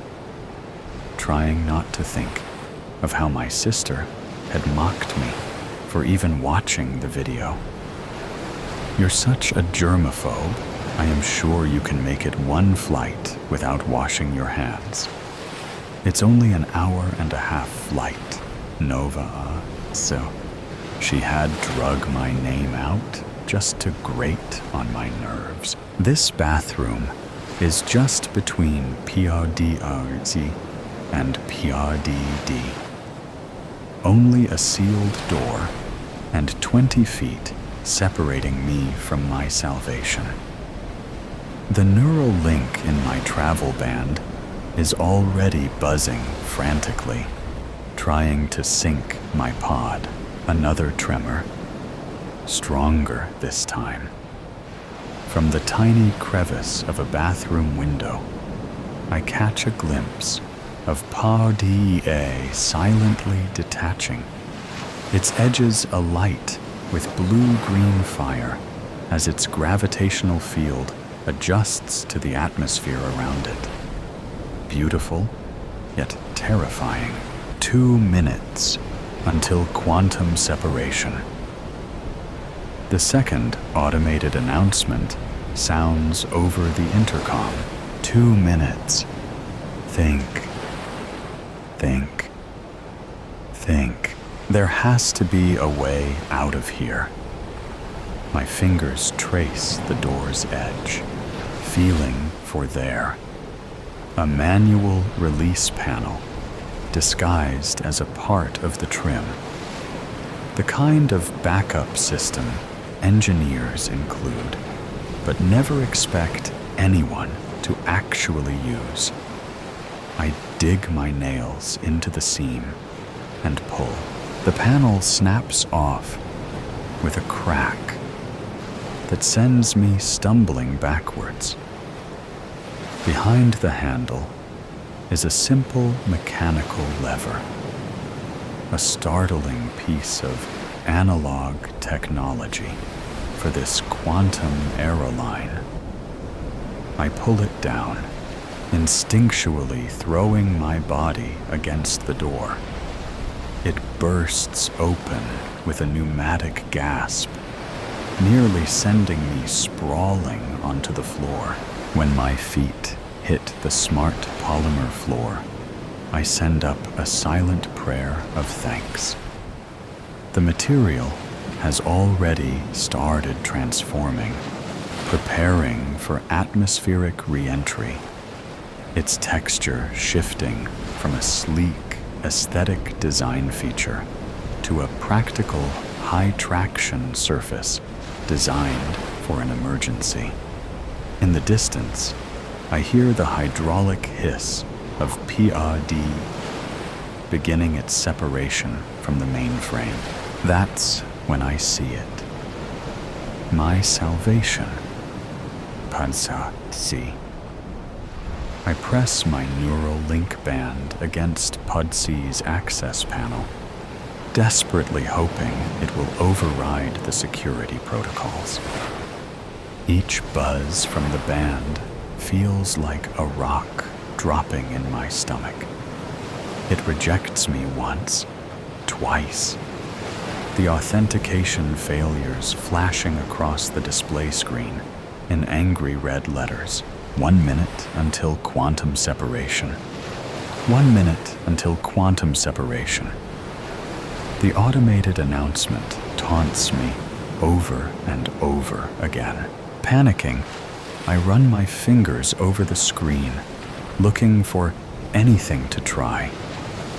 When in doubt, restart right? The thought flits through my mind. I use my fingers to pry open the panel cover, revealing a simple, glowing red button. Such an archaic solution, hiding in plain sight. A physical reset in a world of AI and neural commands. Slamming my hand against it, I pray to whatever gods might be listening that the oldest trick in the tech world will work one more time. 30 seconds until quantum separation. The announcement washes over me like a bucket of ice water. The walls of PRD begin to vibrate as the clamps begin to initiate their release sequence. The panel flickers from red to amber. The reset seems to have done something. Not a full access grant, but a system reboot that might give me enough time. Emergency reset detected. System reinitialization in progress. The words flash across the access panel. I run. The door to PRD slides halfway open, then freezes, caught between evacuation and reboot protocols, forcing my body through the gap, ignoring the sharp parts of the doorframe, cutting into my clothes and skin, willing my body to get as small as possible. The system blares warnings through the pod speakers. Unauthorized entry detected. Security breach in PODC. Inside, the other passengers stare at me with a mixture of shock and confusion. The woman they had written off as collateral damage amongst the wreckage of this impending crash, defying both protocol and probability. The flight attendant assigned to our POD makes to move towards me, then hesitates as another announcement cuts through the chaos. 10 seconds until quantum separation. I dive into my seat. The neural interface recognizes my presence as soon as my hand hits the armrest. The familiar tingle of the neural link washes over me as the pod's systems integrate my biometrics into their separation calculations. For a moment, I think I can feel the algorithms adjusting, compensating for my return. My body sags with relief as my harness straps me into the pod. Did I damn us all with my return? Bloodlines. The first time I noticed something was off, I was 13. It was a school night, and I got out of bed late in the night to sneak a soda from the fridge. The house was silent, except for the low hum of the television in the living room. It was unusual for anyone to be up this late. My dad sat in his chair with the light off, watching the late news. The headline at the bottom read, "The Nightshade Killer Strikes Again. 15 victims confirmed." I watched silently for a moment while the reporter talked about a lack of clues and how the police seemed to be baffled. I remember the way my father's lip twitched as he sipped his whiskey, almost like a smirk. He noticed me standing in the doorway, and in a blink, his expression softened, becoming familiar and warm. "Hey, champ, can't sleep?" he asked as he muted the TV and rose from his seat. I told myself I had imagined the smirk. I must have. The encounter stirred memories of hearing my dad coming and going at late hours. How closed off he could be at times, and how he would sidestep Mom's questions of where he was going and who he was with when they fought behind closed doors, thinking I couldn't hear. He was hiding something. A few weeks later, they had a huge fight. Mom accused Dad of having an affair, which he denied. Mom and I ended up leaving for a few months that summer to stay with my grandparents. Dad eventually convinced Mom he was not having any affairs, that his problem was with gambling, and he was getting help. I'm not sure if Mom totally believed him, but we did move back home, and things did seem to get better. The late-night outings stopped, and the tension at home faded with time. Eventually, the memory faded too. The killings had stopped, and the Nightshade Killer became an urban legend, the subject of true crime, podcasts, and late-night horror stories kids told at sleepovers and on camping trips. The police moved the case onto the cold pile, and most thought he had died or been locked up for some other crime.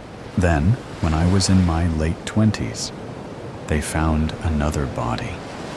The same victim type, the same ritualistic markings, and the same precision. The Nightshade Killer was back. That night, I visited my dad for dinner.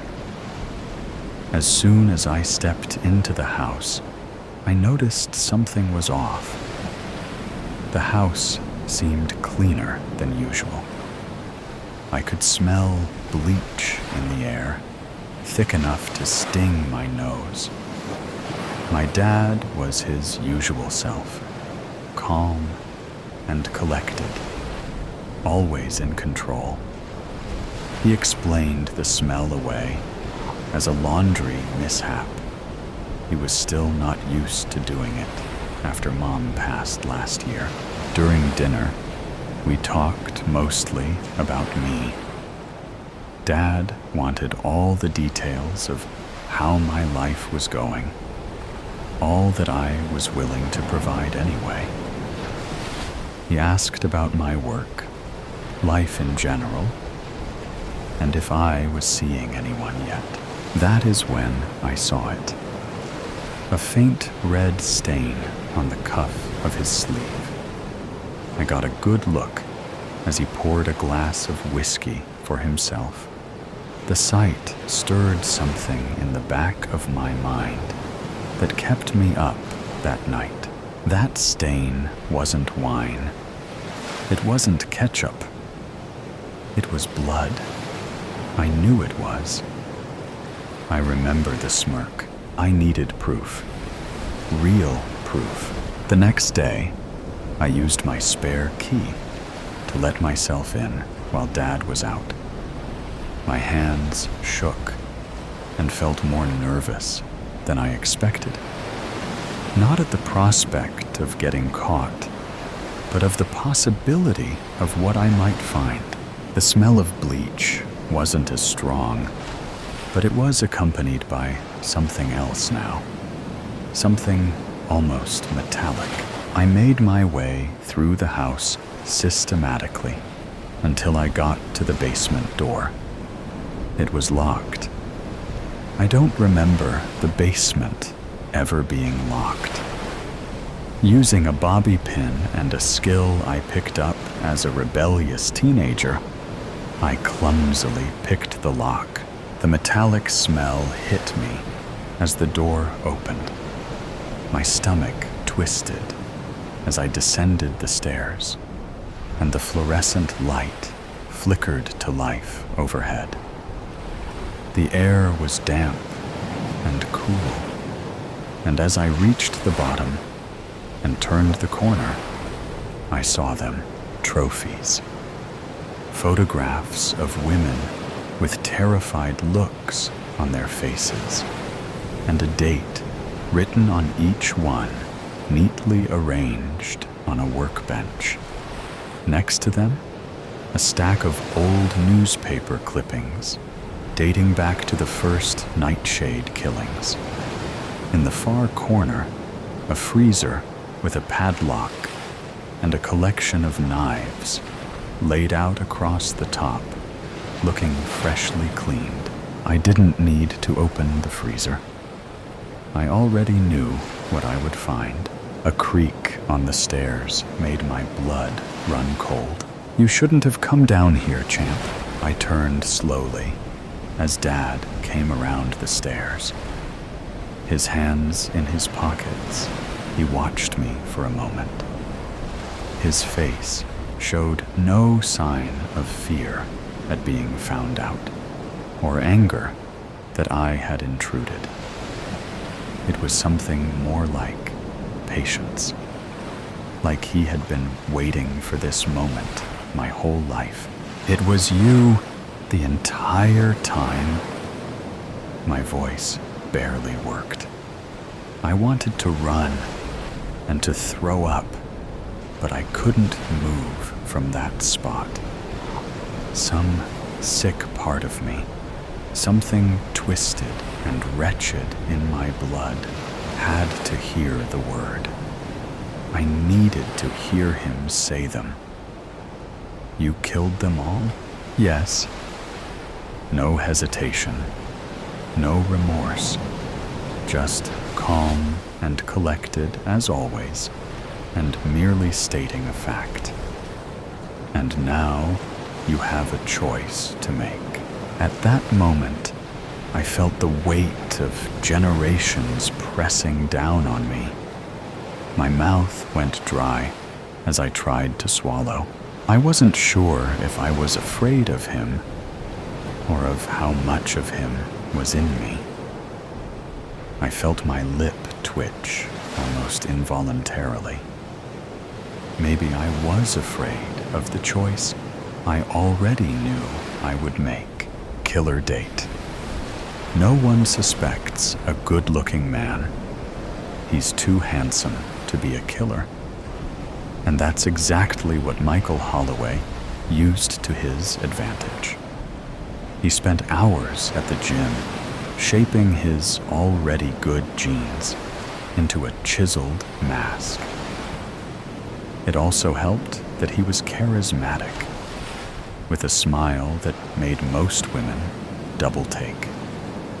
He had brilliant green eyes from his mother, paired with light brown hair from his father. At 6 feet in height, he was just a six-pack short of a photoshopped model. Michael knew he was different from a young age. He was 7 years old and on a family trip to Vermont to visit his grandparents. He was an only child of 2 loving only children, and that meant he naturally got a lot of attention. One night, as the adults were out back drinking and talking next to the fire pit, Michael was following his grandparents' old dog around the house. A chirp from the wall clock signaled 8 o'clock, food time. Right on cue, the dog's medicated kibble dropped into its bowl in the laundry room.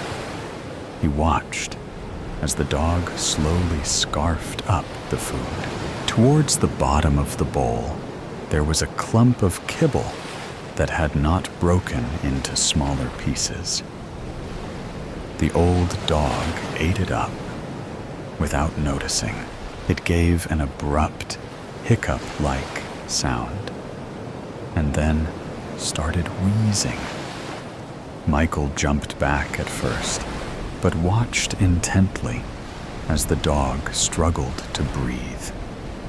The hard clump of kibble blocked its windpipe. He did nothing as the dog walked around, not knowing what to do and unable to get air. It moved toward the doorway, but Michael stood up and closed the door. The dog looked up at him, its foggy eyes not comprehending what was going on. Michael waited until the dog collapsed. He brushed its soft fur gently until its pulse was gone. That was the first death Michael had witnessed, and so began his secret obsession with the morbid. He knew it was wrong, yet it got him excited like nothing else. Not alcohol, not drugs, not sex. Now he was in his 20s, a year out of college, living on his own in the big city. After years of reading and fantasizing about it, he was finally going to make his move. There was an old diner near his apartment where he often went for late-night meals on his cheat days. Eventually, the staff had gotten used to him and his usual order: a lettuce-wrapped burger with a side of saltless fries. One of the servers, a pudgy man with an acne-scarred face, told him on a particularly slow night that the diner was going broke. "We don't even have real cameras," he said with a laugh. When he noticed Michael look up at the camera on the ceiling, he added, "Those are empty. Pretty much a toy, just to scare people from getting any funny ideas." Michael laughed, flashing his pearly white teeth. The server laughed too, unaware of the mistake he had just made. It was a Friday, like any other for Michael. He got done with work early and went to the gym for 2 hours. To Michael, the only thing that got close to the feeling of a kill was a good pump. He loved feeling the tension of each muscle swell with each rep, almost as if he could feel them growing. Back at his apartment, he took a long shower before getting ready for the night ahead. The first order of plan was to masturbate. He had a big night ahead, and he was not going to let testicular impulses ruin it. Whatever Michael had done to fulfill his darker fantasies in the past, he did cautiously. there was no room for error, especially now. If he were to get caught, he'd rather die than go to rot in a prison cell for the rest of his life. He had gone over the plan over and over in his head, working out any kinks in the logic until he was confident in a plan he could execute. He wanted a pretty woman, someone easy on the eyes, who had moved to the big city on a whim. She had to also be living alone, with no one to check up on her. That is, of course, if he even met a girl that night. He didn't want to rush things. The last thing he wanted was to get overzealous and overlook something stupid. Most importantly, he couldn't get attached. He repeated those words like a mantra as he waited for his food. The bell on the door dinged him out of his head. That's when he saw her. Susan Bennett wanted an uneventful night. It had been a long week, and she wasn't looking for any action. But she knew Michael was the one as soon as she saw him across the diner. Her mind began to race, and she did her best to quiet it down. Keeping her eyes low, she followed the server to the booth right in front of the brown-haired model. If she had a type, Michael was it. She asked for water with no ice to buy her some time and pretended to read the menu. In reality, her eyes kept darting toward him. Her left hand crept into her handbag to check if she had what she needed should the night get frisky, and breathed out a sigh of relief.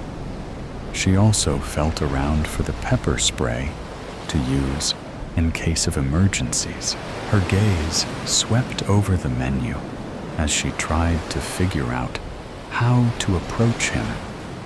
With a head of shiny blonde hair and a curvy body, she wasn't usually the one to make the first move. She didn't have to. "Is this seat taken?" said a smooth voice. Susan looked up to find Michael standing in front of her. His smile distracted her, but she recovered fast. "No," she said, flashing a smile of her own. "It is not." Michael slid into the seat across from her, and she caught the scent of dirty vanilla. She liked it. "Hi," Michael said with an outstretched hand. "My name's Michael. Susan," she said. His hand was cool to the touch. Susan was wearing a low-cut tank top, not for grabbing attention, but because she thought she looked good in it.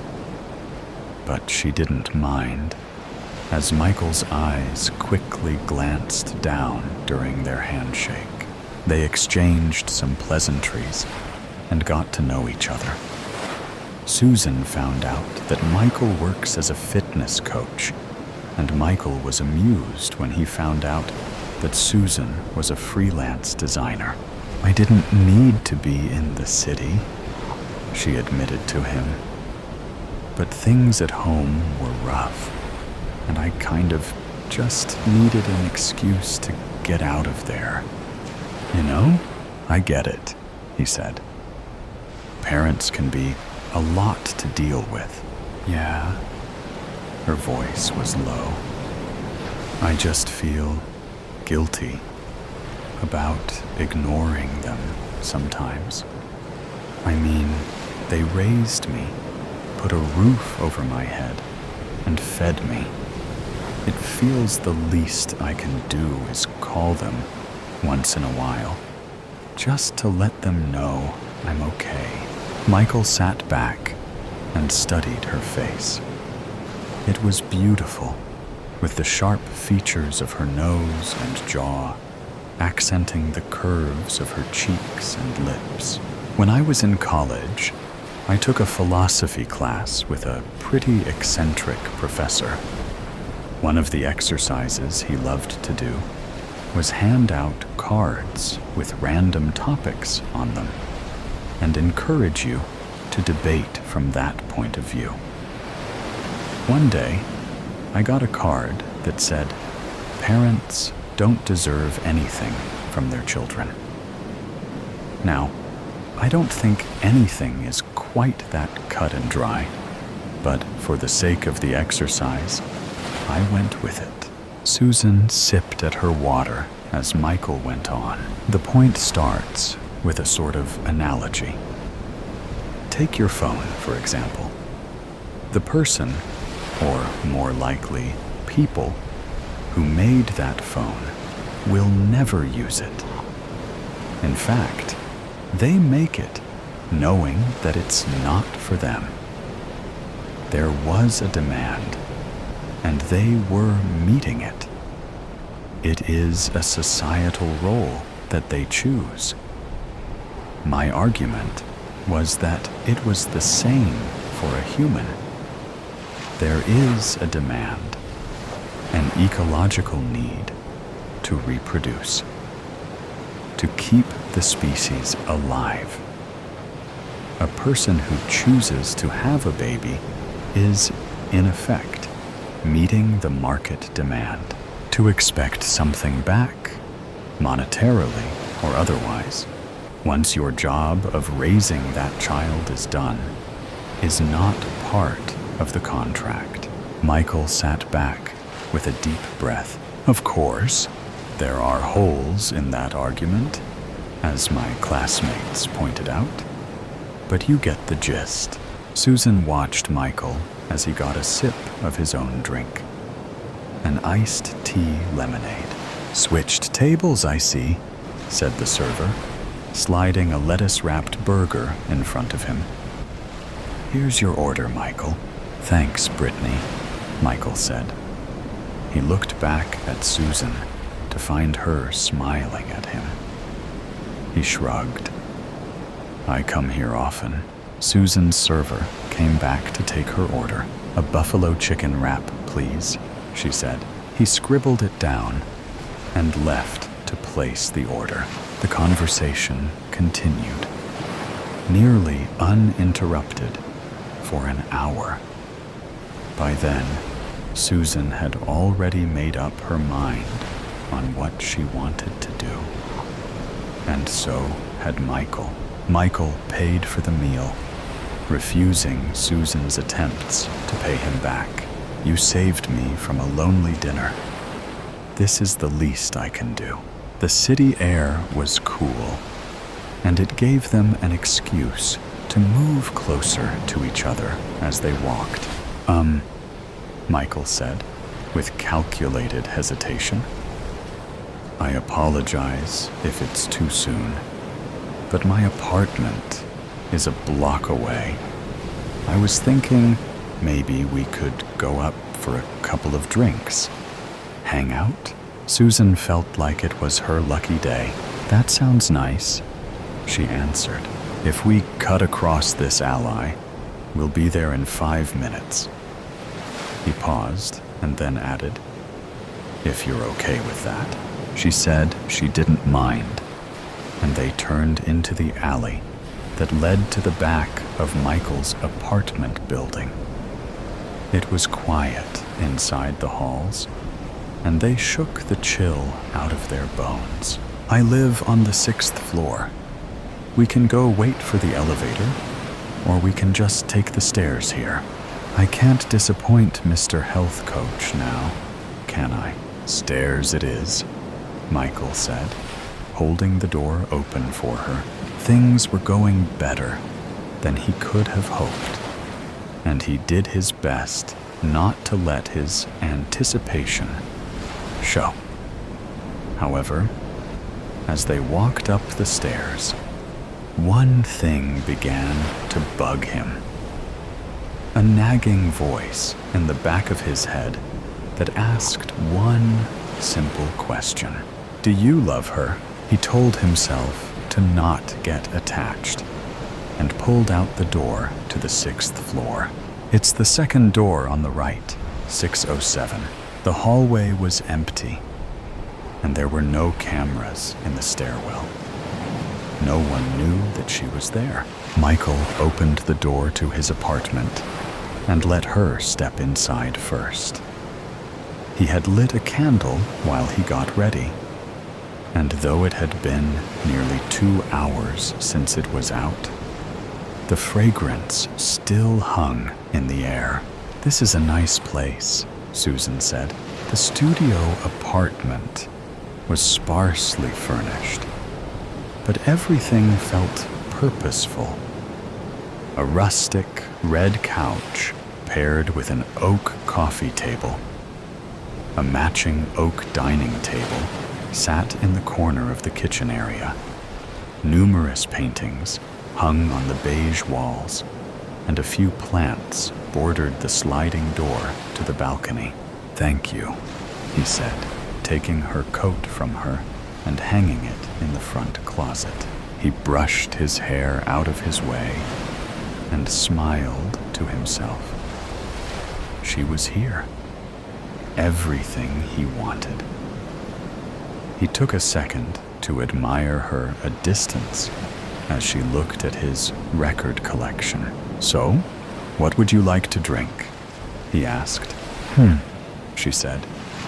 "Anything strong? Like a whiskey?" Michael knelt down and picked up a bottle of aged Kentucky bourbon. "Will this do?" "Works for me." Michael took out 2 glasses and dropped in 2 thick blocks of ice. "This a sweet collection you got here," Susan said. "Do you mind if I play one?" "Go right ahead." The records were alphabetically ordered, and Susan slid her finger along the slide until she made it to Kind of Blue. She slipped it out of its cover and put on the record player.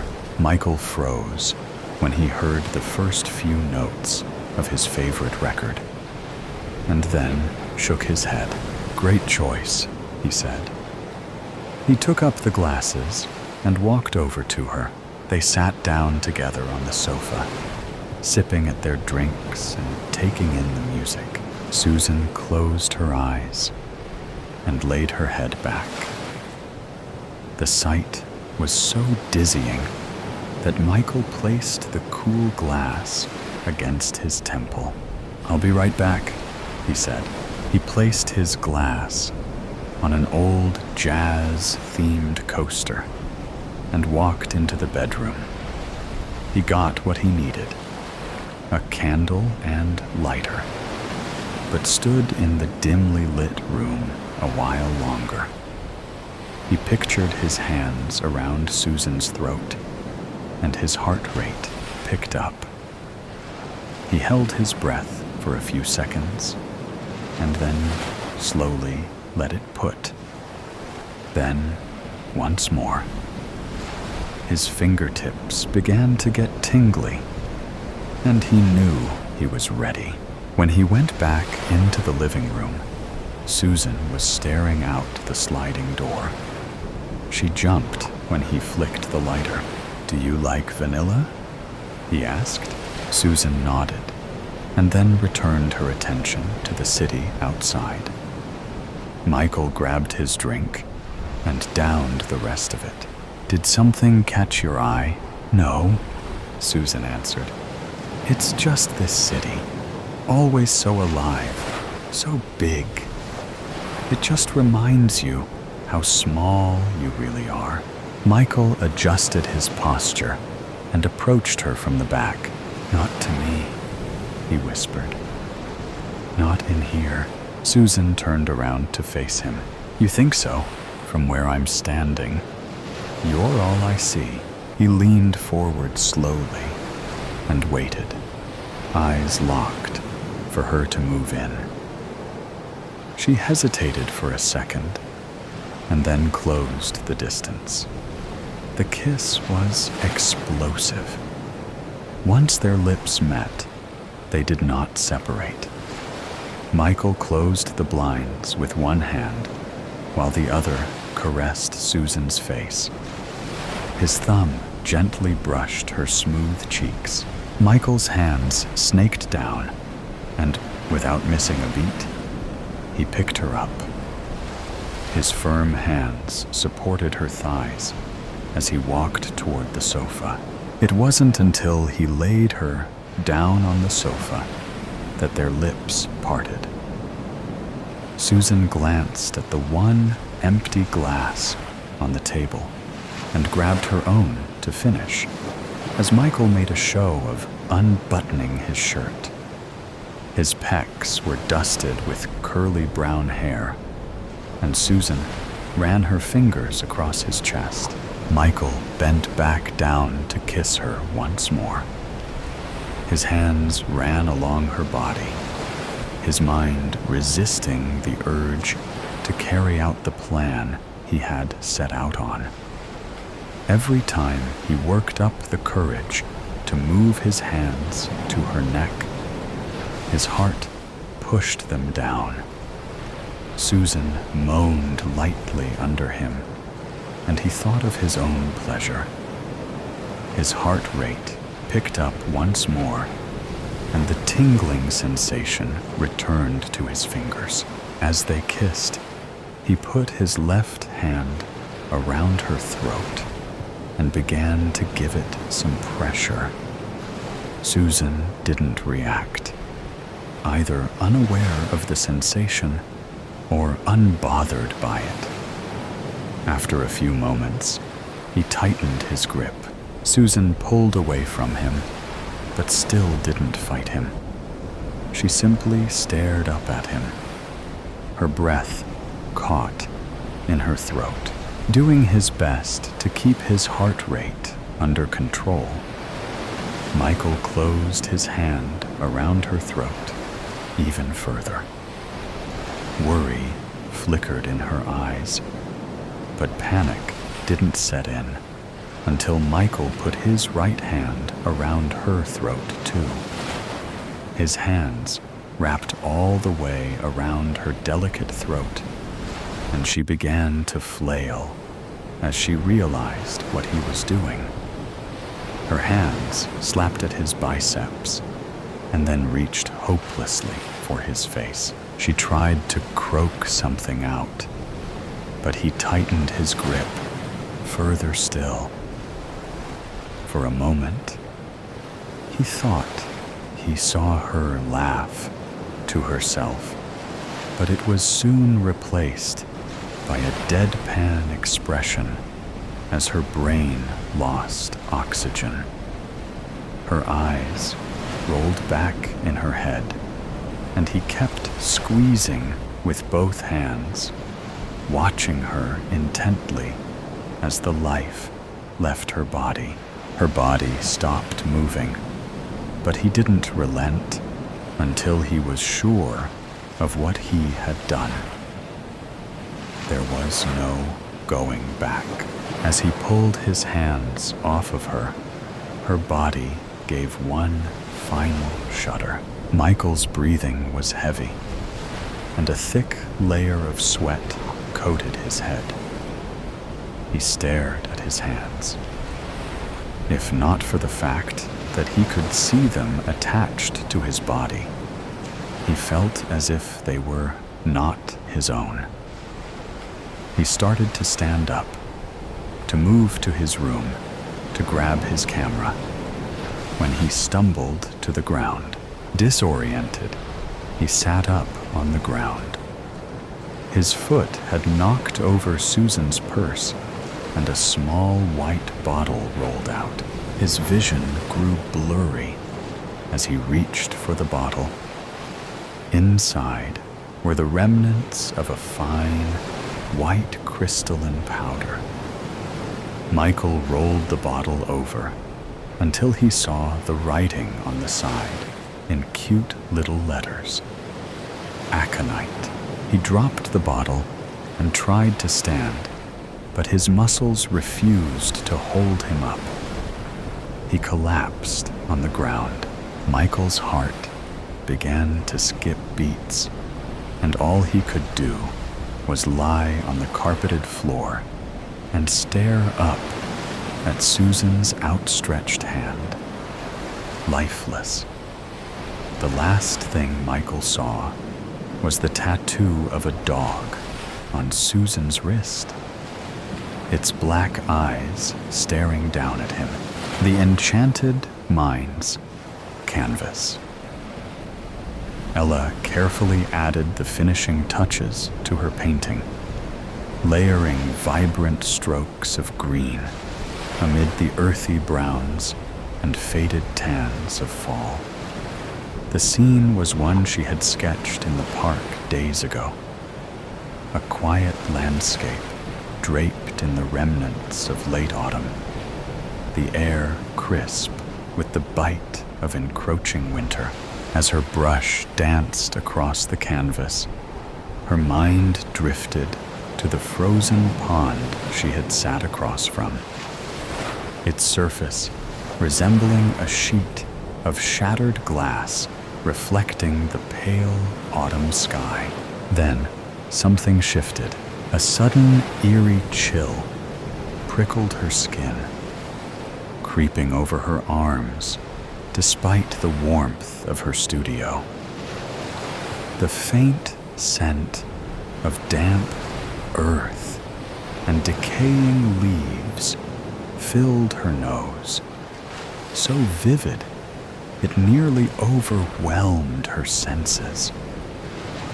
A sharp gust of wind brushed past her cheek, biting at the tip of her nose. She gasped. Her fingers trembled around the brush as the sensation deepened, no longer just a figment of her imagination. It felt real. The world around her wavered, its edges blurring as if reality itself had begun to ripple beneath her fingertips. Ella's heart raced. Her hand wasn't just gliding over the painting, it was sinking into it. Her studio began to shift, the walls dissolving into streaks of color, and then, in an instant, she was there. The park looked exactly as she had painted it. Frost-laced grass, undressed trees swaying, and a frozen pond glistening under the pale sunlight. The icy air sent a chill up her spine as the wind whispered through brittle branches. Her heart pounded. How am I here? Before she could take a step forward, the sensation snapped, sharp and sudden, like a rubber band stretched to its limit. The world around her rushed past in a dizzying blur, and in the blink of an eye, she was yanked back to her studio. Ella glanced around, her breath unsteady as she tried to ground herself. Her gaze settled back on her painting, looming more vibrant, more lifelike, almost as if it had absorbed some essence of reality itself. Her eyes then fell to the floor. Scattered across the hardwood were remnants of dead grass and brittle leaves, the very same ones that had lined the park's frozen ground. Her pulse thundered in her ears. Then, like a whisper from the past, a memory surfaced, one she had long convinced herself was nothing more than a dream. This had happened before. A few months after waking from her coma, she had felt the same eerie pull, like an inexplicable shift between worlds. But she had dismissed it, blaming it on the lingering haze of recovery, a mere figment of her imagination. But it wasn't just her imagination, was it? She had seen it happen, and more. It started subtly. Cats stretching, birds ruffling their feathers, shifting within the canvas. With each incident, her paintings became eerily lifelike, earning her recognition and eventually her own gallery exhibition. But this was different. This time, she hadn't just brought something to life. She had been pulled into it. A shiver ran down her spine. The cold from that autumn landscape still clinging to her bones. She turned back to the painting, a strange weight settling in her chest. Whatever was happening to her, it wasn't just art anymore. It was something deeper, something more powerful, and she had no idea how to control it. 5 years ago. Anxious and impatient, Ella paced the hospital, her walker tracing an endless figure 8 of corridors. She wanted out. She was bored, exhausted, and angry, tired of the constant checkups, the intrusive monitoring, the way doctors spoke about her as if she weren't in the room. Most of all, she was tired of feeling like the world had moved on without her. Her classmates had graduated, their social media filled with college acceptance letters, beach trips, and late-night adventures. Meanwhile, she was stuck here, relearning how to walk, how to hold a fork without her hands trembling, how to exist in a life that had been paused for a little over 6 months. For half a year, Elizabeth Ella Larson had been lost in a silent void. Trapped in a coma she had no memory of falling into. One moment, she was on the bus ride home from a school field trip, laughing with her friends. The next, darkness. Her class's bus narrowly avoided a catastrophic collision with a tractor trailer. The truck driver, having fallen asleep at the wheel, veered into the bus's lane, forcing the driver to make a desperate maneuver to prevent disaster. While most students escaped with minor injuries, the incident took a more serious toll on a few. Tragically, the bus driver suffered a heart attack at the scene, and 2 students sustained severe head injuries, slipping into comas, Ella being one of them. When Ella woke, the piercing brightness of hospital lights and the rhythmic beeping of monitors shattered the stillness, as if time had paused. But the world hadn't waited for her. Her face was already all over social media, her story shared and reshared by curious classmates. Though her parents and hospital staff tried to shield her from the media, it was inevitable. Visiting friends posted selfies and status updates, ensuring her return wasn't just her own. Initially, the attention was overwhelming. Luckily, to Ella's relief, the novelty eventually faded. Only a few persistent reporters and social media diehards still sought a glimpse of the girl who emerged from a coma. Meanwhile, life resumed for everyone else, leaving Ella to realize she hadn't just lost 6 months. She had lost so much more. Pep rallies, graduation, and spring break. Before the accident, Ella had been an exceptional artist for her age. She had spent years perfecting her craft, creating paintings so lifelike they seemed to breathe on the canvas.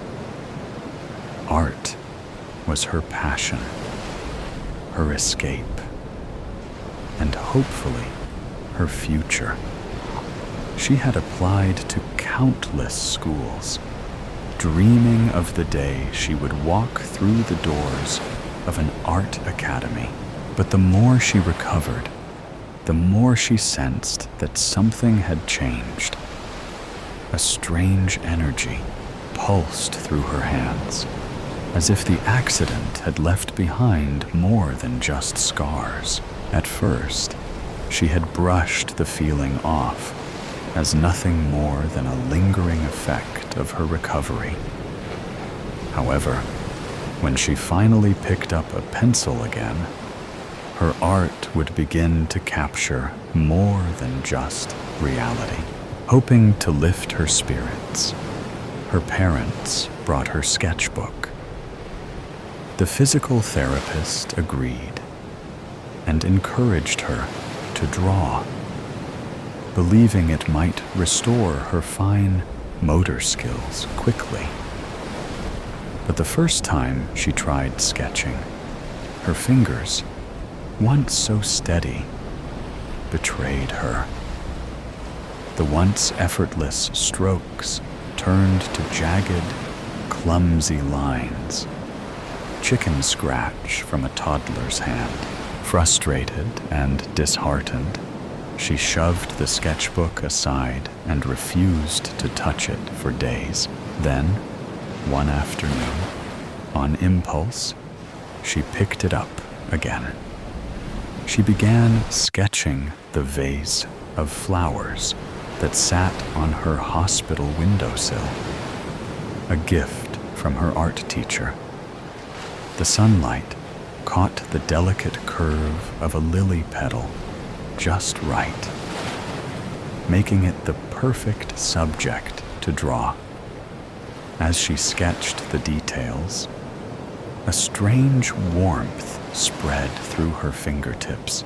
As Ella became completely immersed in her sketch, her mind wholly focused, the air around her began to shift. The scent of fresh lilies began to overwhelm her senses, far more intense than before. Startled, she looked up. Her breath caught. The real flowers had changed. The lilies that were half closed were now in full bloom, mirroring the one she had just finished drawing. Her sketchbook slipped from her hands, landing with a soft thud on the hospital bed. Ella stared at her fingers, watching as dust particles swirled in the afternoon light. Except they weren't just dust. The air around her shimmered, an iridescent glow clinging to her skin. She blinked, her heart pounding. It had to be a hallucination, a trick of her recovering mind, just a dream, she told herself, while her eyes were still fixated on her hands. Yet deep down, she knew the truth. Something within her had been unlocked. Awakened by the sun's warmth, Ella sat up, squinting against the bright light streaming through her bedroom window. Despite the winter chill, the morning sun cast an ironic touch of warmth to the frigid 30-degree day. As she shook off the haze of sleep, the sharp beeping of her alarm clock jolted her fully awake, a nagging reminder of the day ahead. She was scheduled to inspect the gallery rooms in the newly opened art building downtown, ensuring her pieces were displayed exactly as she envisioned. Tomorrow marked her debut exhibition, the moment she had worked toward for years. Excitement and nerves twisted in her chest. It was finally here, and she wasn't about to leave anything to chance. Silencing the alarm, Ella swung her legs over the bed and took a steadying breath. She grabbed the outfit she had picked out the day before, sophisticated yet artistic, the perfect balance. Heading towards the bathroom, she caught a glimpse of her latest work, leaning against the wall, a hypnotic twilight scene of Pittsburgh's skyline reflected in the Monongahela River. The river seemed to shimmer, as if a ripple might break across the surface if she stared too long. Nope. Nope. Not today, she muttered, quickly looking away. No incident, especially not tomorrow. But what if it happened again? What if a painted river overflowed, flooding the gallery? Or a sudden gust of wind swept through, touching the viewers? And what if they realized what she could do? She pushed the thought aside, taking a deep breath as she splashed water on her face. She needed to focus on the gallery, on today. No distractions. She'd been careful all week. Still, the memory of being transported to the park unnerved her.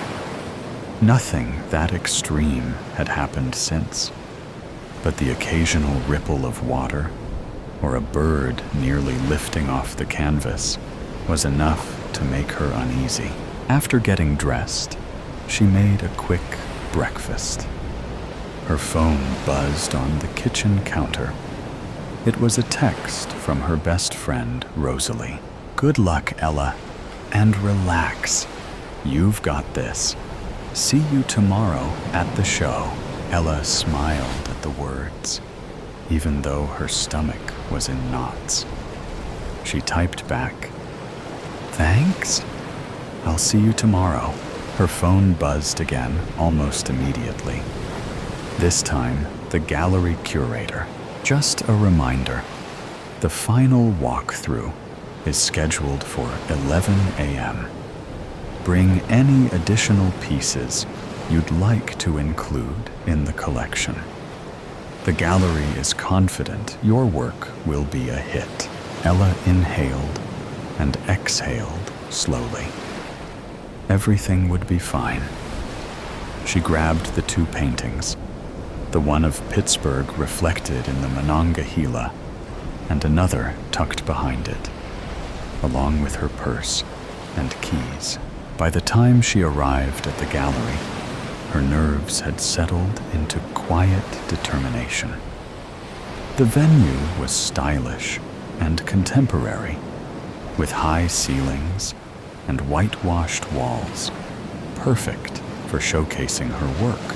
A gallery handler took the paintings she'd brought, placing them in their designated room, while a marketing assistant guided her through the maze of exhibits. Each piece displayed exactly as she had envisioned.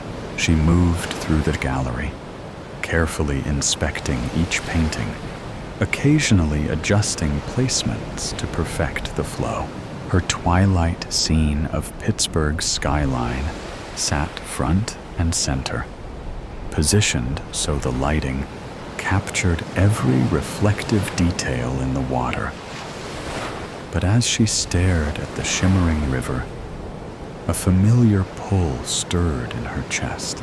No, Not now. Not here. She forced herself to look away, focusing on the next piece. A series of landscapes inspired by the city's parks. Under the gallery lights, the colors felt more vibrant, almost alive, as if one could stride in. But as she neared a painting of a dense, forested path, the pull returned, subtle yet unsettling. Her hand trembled as she reached for the wall to steady herself. She couldn't risk it. Not here. Not today. Why was this starting again? Was it because she was tense and anxious, trying to suppress the sensation? She shifted her focus to the gallery curator and marketing assistant, who had been quietly observing her. Forcing a smile, she said, "Everything looks great. I think we're all set for tomorrow. Fantastic. Everything will be perfect. We just need you to review the virtual gallery site and give your approval," the curator said cheerfully. Ella nodded, her thoughts swirling. Tomorrow would be okay. She just had to keep her focus. If she could get through today without any mishaps, then tomorrow, the grand opening, she would be able to maintain control. She just had to make sure nothing came to life from her paintings or whisked anyone away. The next day arrived in a flash. Her art exhibition was set to begin at 1 p.m., and she needed to be at the gallery by 11 a.m. to handle any last-minute details, do a final walkthrough, and prepare for the guests. Last night, after returning home to unwind, she had felt the urge to draw, but she forced herself not to.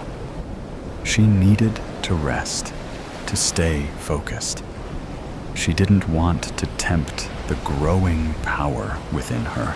By the time Ella stepped into the gallery, the air was rich with the scent of fresh flowers, the sweetness of wine, and the faint trace of new paint. The space had transformed overnight. Elegant spotlights bathed each painting in a soft glow, making the artwork seem even more alive. Small, stylish benches were arranged throughout the room, inviting visitors to linger. Soon, guests began to arrive, mingling with glasses of wine in hand, their murmurs forming a low hum of anticipation. Ella smoothed her dress, a beautiful wrap dress with bell sleeves, the fabric printed with an abstract design from one of her early paintings. Her friend Rosalie had helped bring it to life, sewing it into a wearable piece of art. Ella's hands trembled slightly as she scanned the room, watching how people responded to her work. Rosalie was the first to spot her, letting out an excited squeal as she rushed over. "You did it, Ella. Look at all these people. And your work. It's absolutely breathtaking under these lights. You've been busy over the years. Just look at all these paintings." She squeezed Ella's arms, beaming. "How are you feeling?" Ella forced a smile, letting out a nervous chuckle. "Excited, nervous, and definitely a little terrified." Rosalie laughed reassuringly. "Totally normal. Just breathe, okay? This is the moment you've been waiting for. And it's happening." Before Ella could respond, a voice cut through their conversation. Ella Larson. She turned to see a distinguished older man with long salt and pepper hair and sharp eyes behind wire-framed glasses. He extended a hand. "Hello, I'm George Morgan, art critic for the Tribune. I must say, your work is astonishing. There's a vibrancy and realism here that I rarely see in paintings these days." Ella's heart pounded against her ribs. "Thank you, Mr. Morgan. That means a lot." She smiled, trying to keep her nerves in check. His gaze lingered on the twilight of Pittsburgh painting. This one in particular. It's mesmerizing. It almost feels as though the water is truly moving. How did you achieve such a remarkable effect? Ella swallowed hard. "Oh, I tend to get in a zone," she said with a small, nervous smile. "A lot of detail, layering, and finding the right mix of paint." Morgan nodded approvingly. "Enchanting, almost lifelike." As the critic moved on, Rosalie elbowed Ella subtly. "See? You're already impressing the media." Ella barely had time to absorb the moment before Dina, the gallery owner, approached with an eager expression. "Ella, would you mind coming with me? The guests would love to hear a few words from you. Some are already interested in purchasing your work. Just a short welcome and a bit about your inspiration, okay?" Ella's stomach clenched, but she nodded. This was part of the dream, right? Taking a deep breath, she followed Dina to a small platform at the center of the room. As the soft clinking of glasses faded and guests turned to face her, Dina introduced her. Ella steadied herself and took a deep breath. "Hello, everyone. My name is Elizabeth Larson, but most people call me Ella.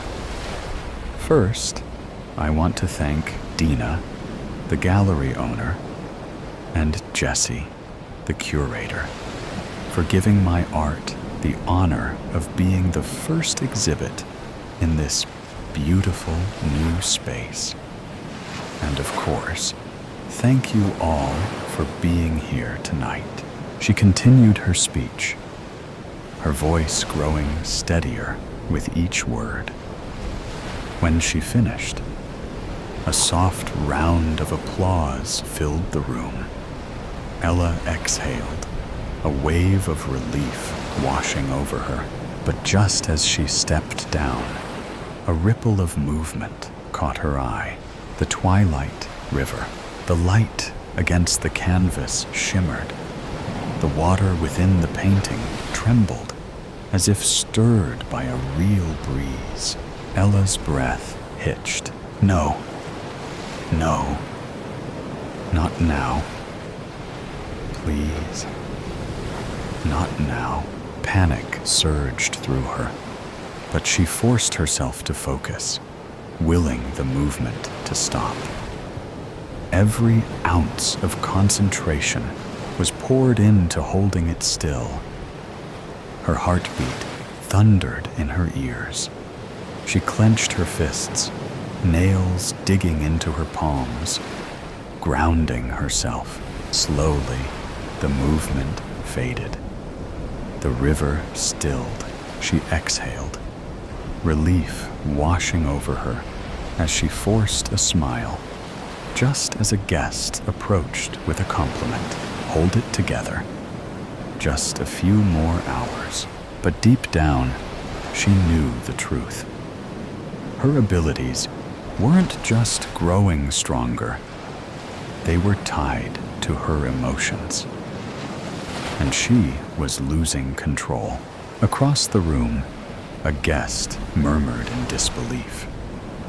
"I could have sworn the cat's tail just wagged." Another gasp followed.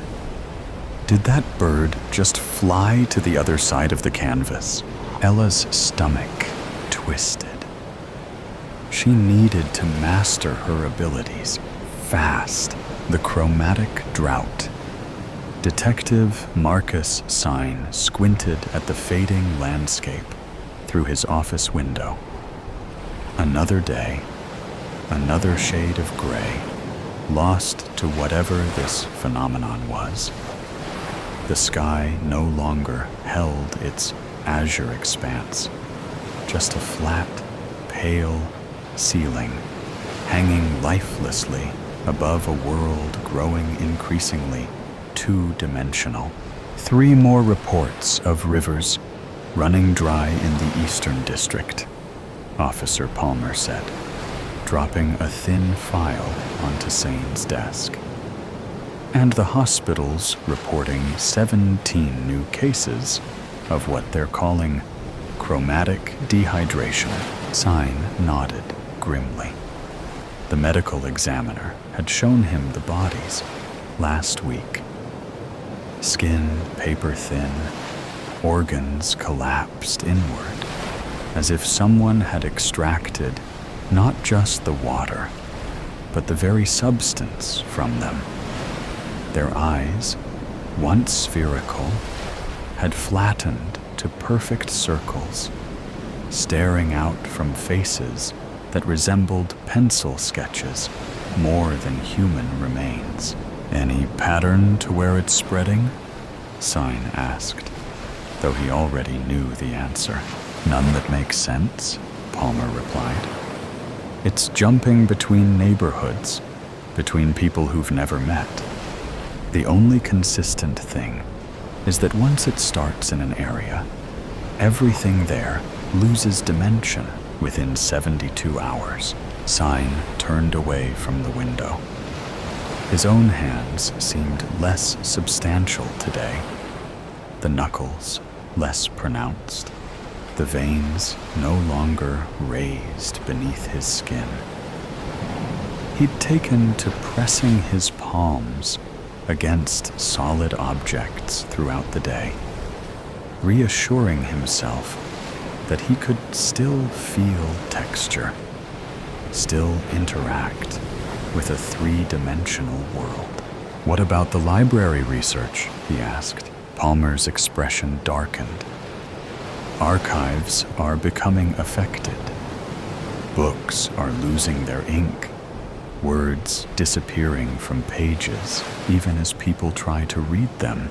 This was worse than Sane had feared. Knowledge itself was being drained from the world. The river had been the first to go in Westbrook. Once a vibrant, blue-green artery cutting through the heart of the city, it had faded to a pale, silvery streak before disappearing entirely, leaving only a shallow depression in the ground where water had flowed for centuries. Sign stood in the dry riverbed, feeling the cracked earth beneath his shoes. It didn't feel like drought. There was no sense of moisture having evaporated. Rather, it was as if the concept of river had been partially erased from reality, leaving behind this ghostly impression. Detective Sign, a woman approached him, her white lab coat nearly indistinguishable from the colorless landscape. Dr. Eliza Tanner, the city's leading physicist, had been studying the phenomenon since its first appearance 3 months ago. "The process is accelerating," she said without preamble. "We've been measuring the dimensional collapse, and what took weeks in the beginning is now happening in days." "How long?" Sign asked. "Until complete two-dimensionality. For the entire planet?" She shrugged, the gesture oddly truncated, as if her shoulders couldn't quite complete their full range of motion. At the current rate, 2 weeks, maybe less. Sign swallowed. And then what? I don't know, Dr. Tanner admitted. But I found something you should see. The university's rare book collection had been moved to a secure facility once the libraries began to empty. Dr. Tanner led Sign through rows of glass cases containing ancient texts, their pages increasingly blank as the phenomenon progressed. Most of our oldest manuscripts are already gone, she explained. But this one is different. She stopped before a small display containing what appeared to be a journal bound in matte black leather. Unlike the other books, whose pages had turned a uniform white, this one's text remained stubbornly visible, though the letters seemed to shift and rearrange themselves whenever Sane tried to focus on them. It's resisting the effect, Dr. Tanner said. And more importantly, it appeared in our collection the day the river began to fade. No record of acquisition, no catalog entry. It was simply there. Sign leaned closer. Can you translate it? Portions. It appears to be a record kept by something called the Society of Final Memory. From what I can decipher, they were an ancient order dedicated to preserving knowledge through catastrophic events. Preserving knowledge? But everything's being erased. Dr. Tanner's fingers trembled slightly as she adjusted her glasses. A gesture Sign noticed seemed less three-dimensional than it should have been. I think they made a mistake, she whispered. A terrible one. The journal led them to the underground chambers beneath the old cathedral. Sign had never known these catacombs existed, though they appeared to have been built centuries before the church itself. The society maintained outposts throughout the world, Dr. Tanner explained, as they descended the narrow stairs, flashlight beams cutting through dust that hung motionless in the air. According to the journal, they believed humanity was cyclical, civilizations rising and falling in patterns, with crucial knowledge lost in each collapse. So they preserved information across these cycles?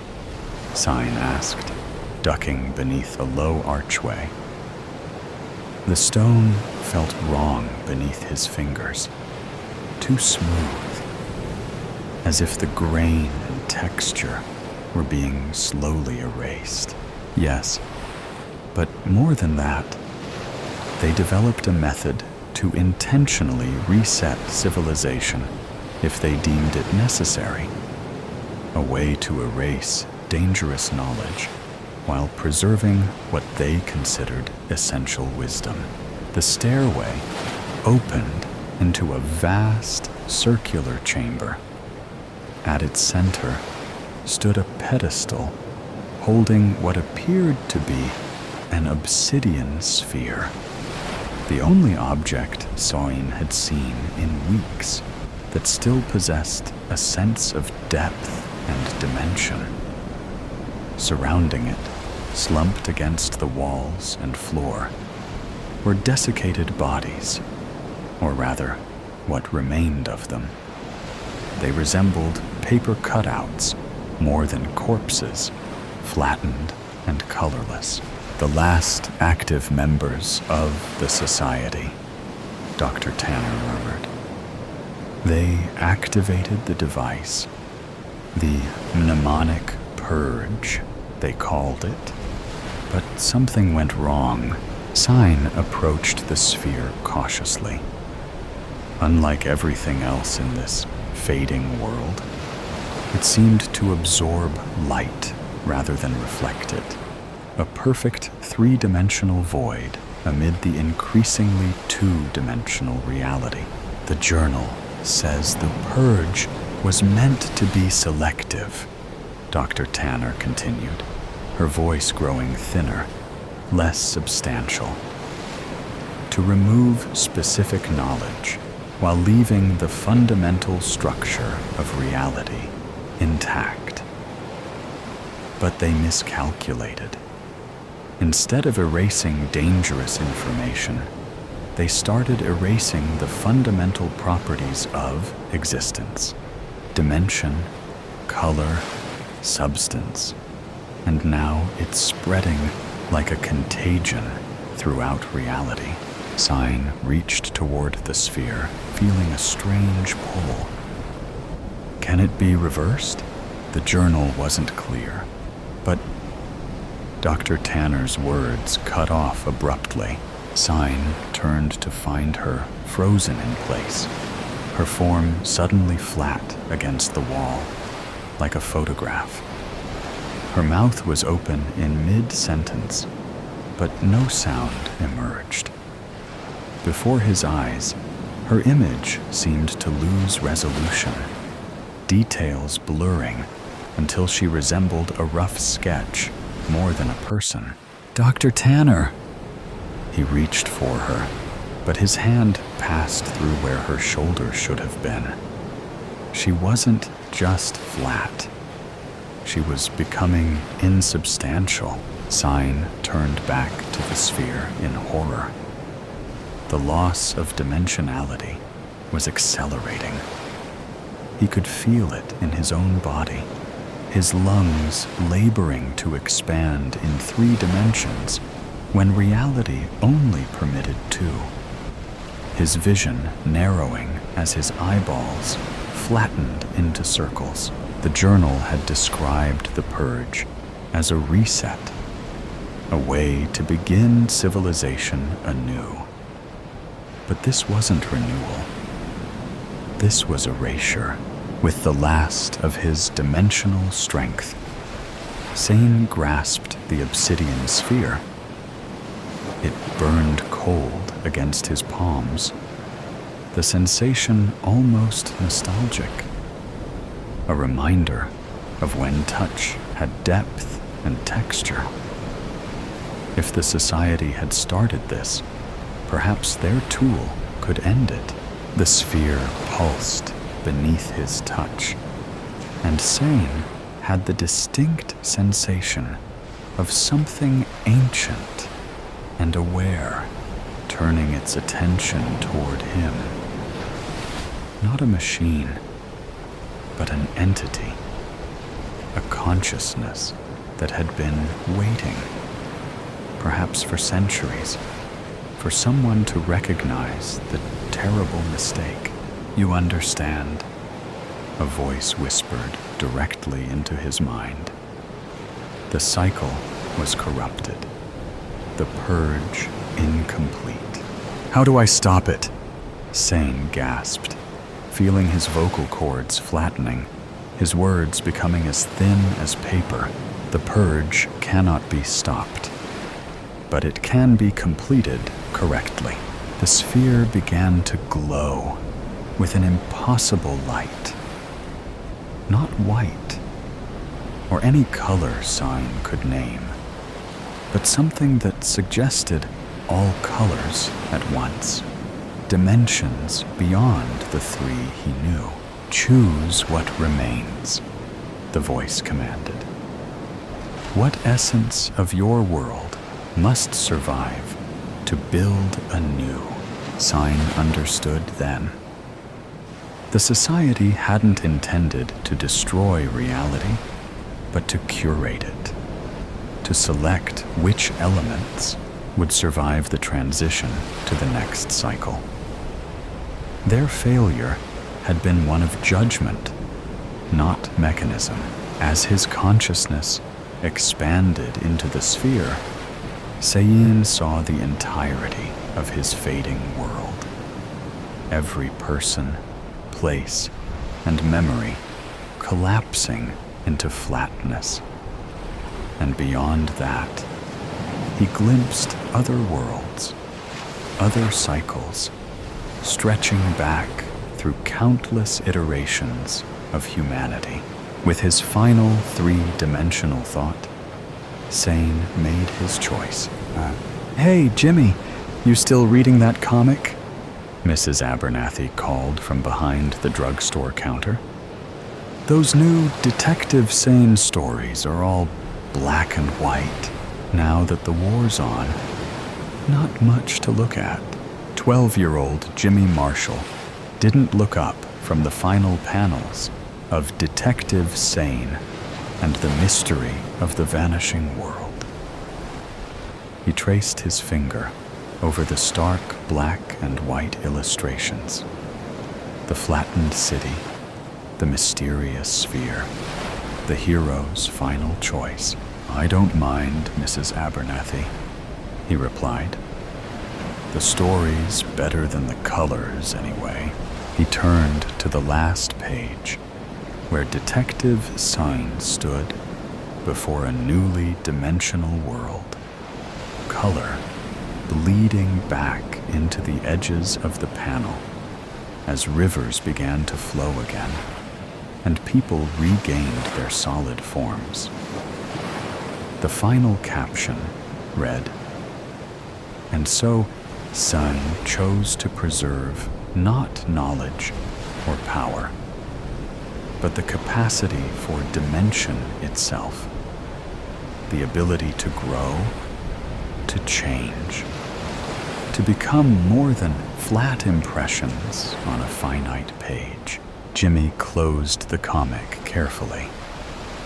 Outside the shop window, a military convoy rumbled past, headed for the docks and then across the Atlantic. The world was at war, resources were scarce, and luxuries like colored ink for comics were among the first casualties on the home front.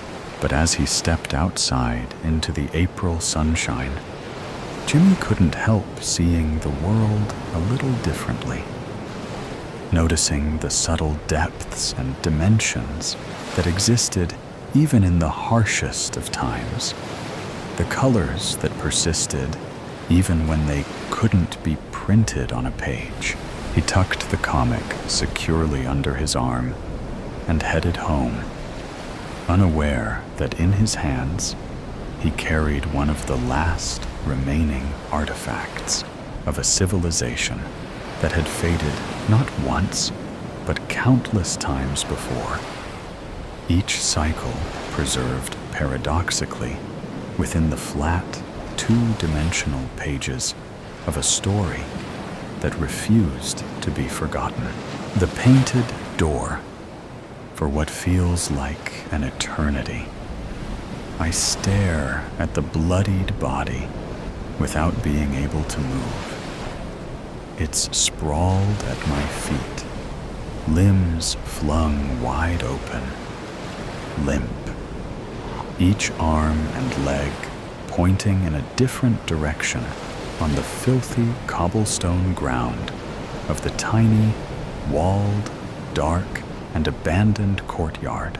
Above us, the moonlight and the sparks of stars flicker behind white clouds that slice through a deep blue sky, like ghost ships crossing distant, uncharted seas. The layers of mythical creatures and fearsome leviathans. With my free hand, I grope blindly at my own stomach, applying pressure to the wounds, the deep cuts that tore through flesh and muscles during the fight. Warm, dark blood gushes between my fingers, trickling down my arm soaking the inner sleeve of my shirt and jacket. A lantern shines through the fogged glass of a third-floor window in the adjacent building. I run and hide, crouching behind a bush. Clenching my teeth, I stifle a groan. "Who's there?" demands the gruff, weathered voice of an old man. Through the tangle of leaves, cloaked in shadows, I watch him. He wears a long, white cotton nightgown and a matching cap. One hand holds the open window, while the other grips the lit lantern. He squints and scans the courtyard, fixing his gaze on the body. Hey, you degenerate drunkard. Go die somewhere else, Satan. Shoo, shoo. He yells like this for a minute or two, then grunts, mutters a curse, shuts the window, and disappears along with the light inside the room. I lift my head and look around, peering through one of the gaps in the ancient stone wall into the street. Seeing no one, I seize the opportunity to leave the scene. I rise, pull myself over the wall, and slip into the narrow, winding cobblestone streets. I try to move quickly, but quietly. I fail at both. The wound slows me down, saps my strength, the precision of my movements, and wherever I pass, I catch the attention of horses tied to posts or hitched to carriages, and dogs guarding gardens and courtyards. The former neigh and snort, the latter bark, bare their teeth, and growl behind fences, stone walls, or the iron bars of gates.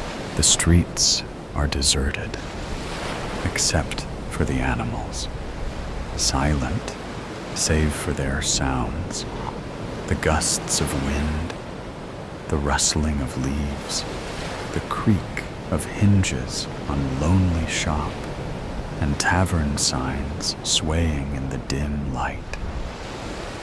Of the lanterns hanging from sparsely spaced posts along the paths, only a few remain lit. I regret coming on foot, but at the same time, I know I had no choice. I couldn't risk having the coachman as a witness, and driving my own carriage alone would have raised too many suspicions. A rider draws far more attention than a man on foot. A man can move unnoticed, can hide at the first sign of danger, can leap over walls and slip through courtyards unseen, can climb walls and travel across rooftops. After a while, I stop feeling my legs, stop perceiving their movement.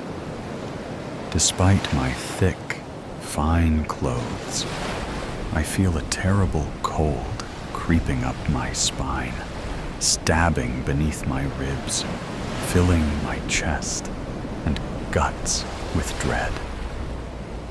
I collapse on my knees beside a wall and sit with my back against it in a dark alley, sheltered by shadows, trash, and foul smells. Just a minute, I think. I only need a minute. If I allow myself 1 or 100, I can't say. But I wake startled when the clamor of sirens and bells reaches my ears. I've been discovered. They're after me. I bury the fingers of my free hand in the crevices of the wall, between the stones, and pull myself back onto my feet. I resume dragging myself forward, attempting to run. I stagger in zigzags, stumble and nearly fall, collide with posts, carriages, empty stakes, and walls, yet press on, one street at a time and one turn at a time, choosing the most crooked and darkest paths, cutting through back alleys, narrow lanes, and forgotten open courtyards.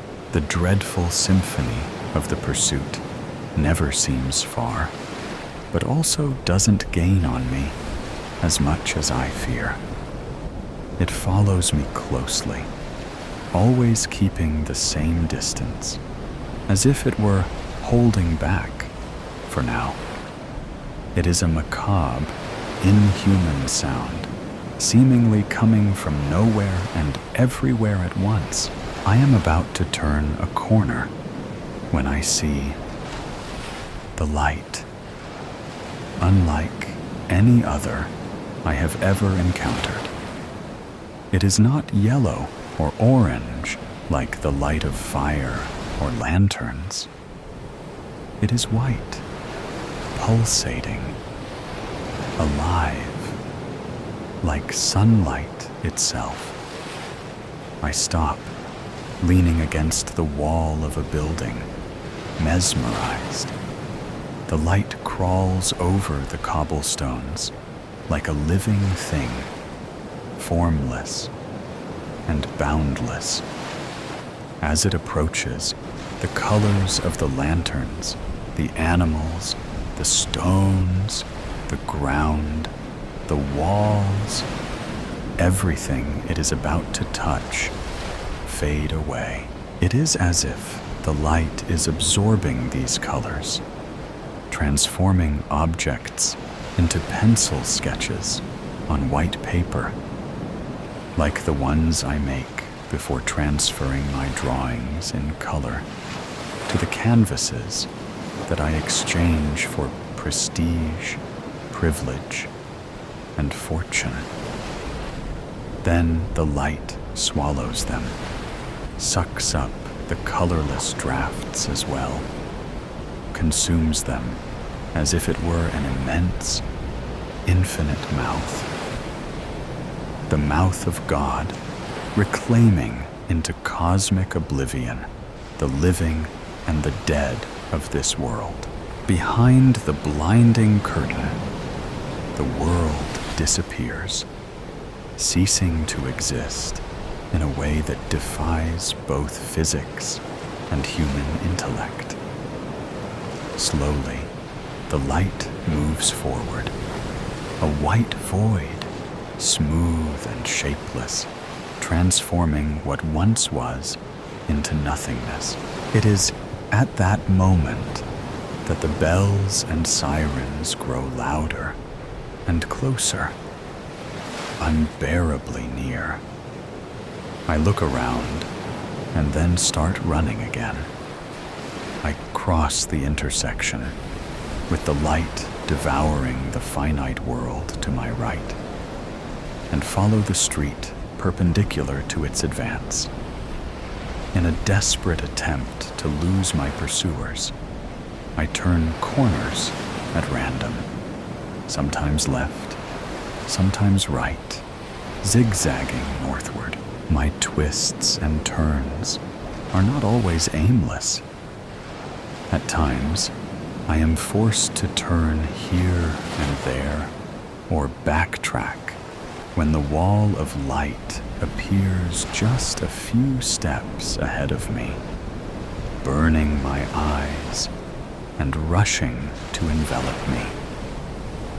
I shield my face behind my free hand and dive into the first available path to the right or left, or pivot on my heels and retrace my steps to the previous crossroads. Thus, I conquer the paved streets and the dirt roads, crossing the mile-long stretch that separates the town from my private hill and the mansion crowning it.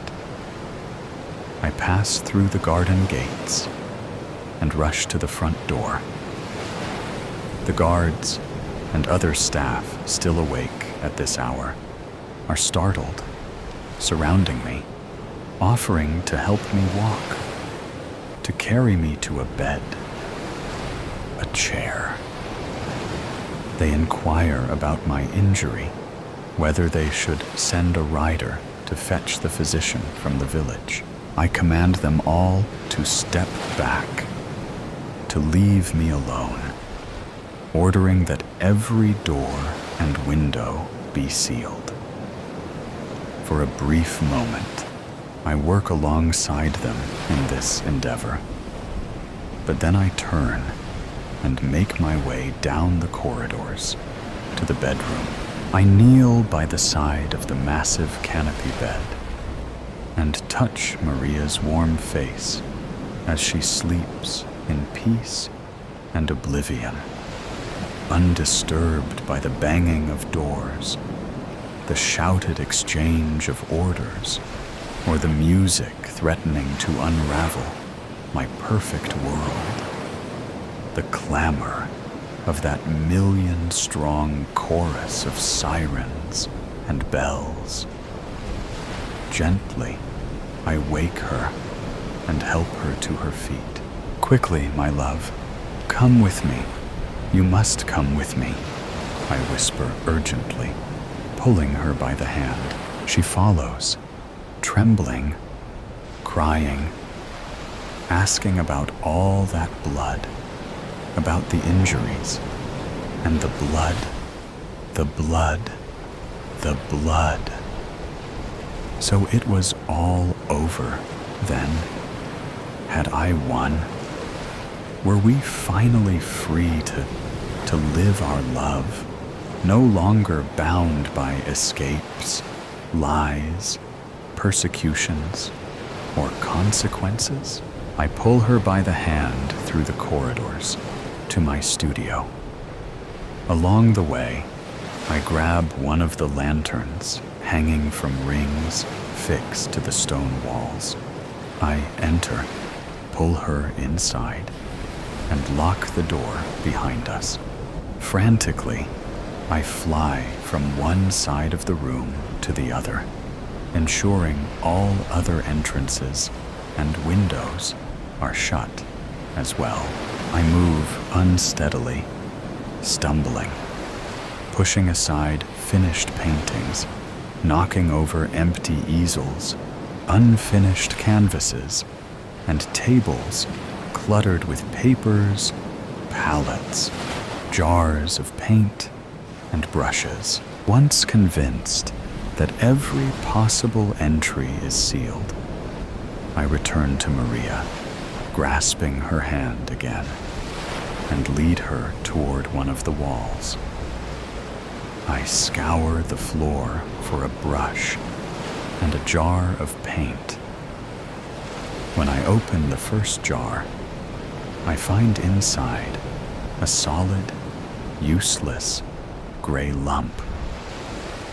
I hurry around the room, gathering more jars, only to find them equally futile.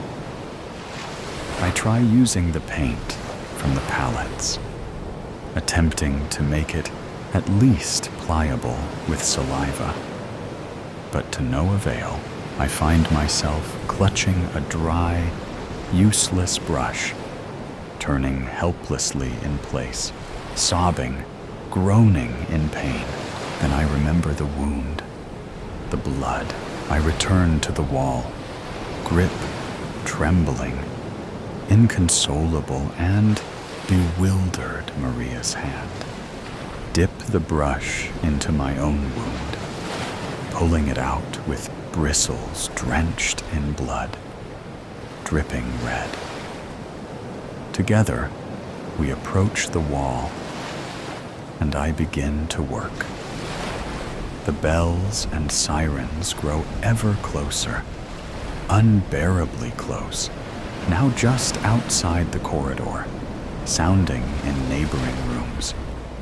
With desperate and vigorous strokes, I paint a door, a doorknob, our only escape route.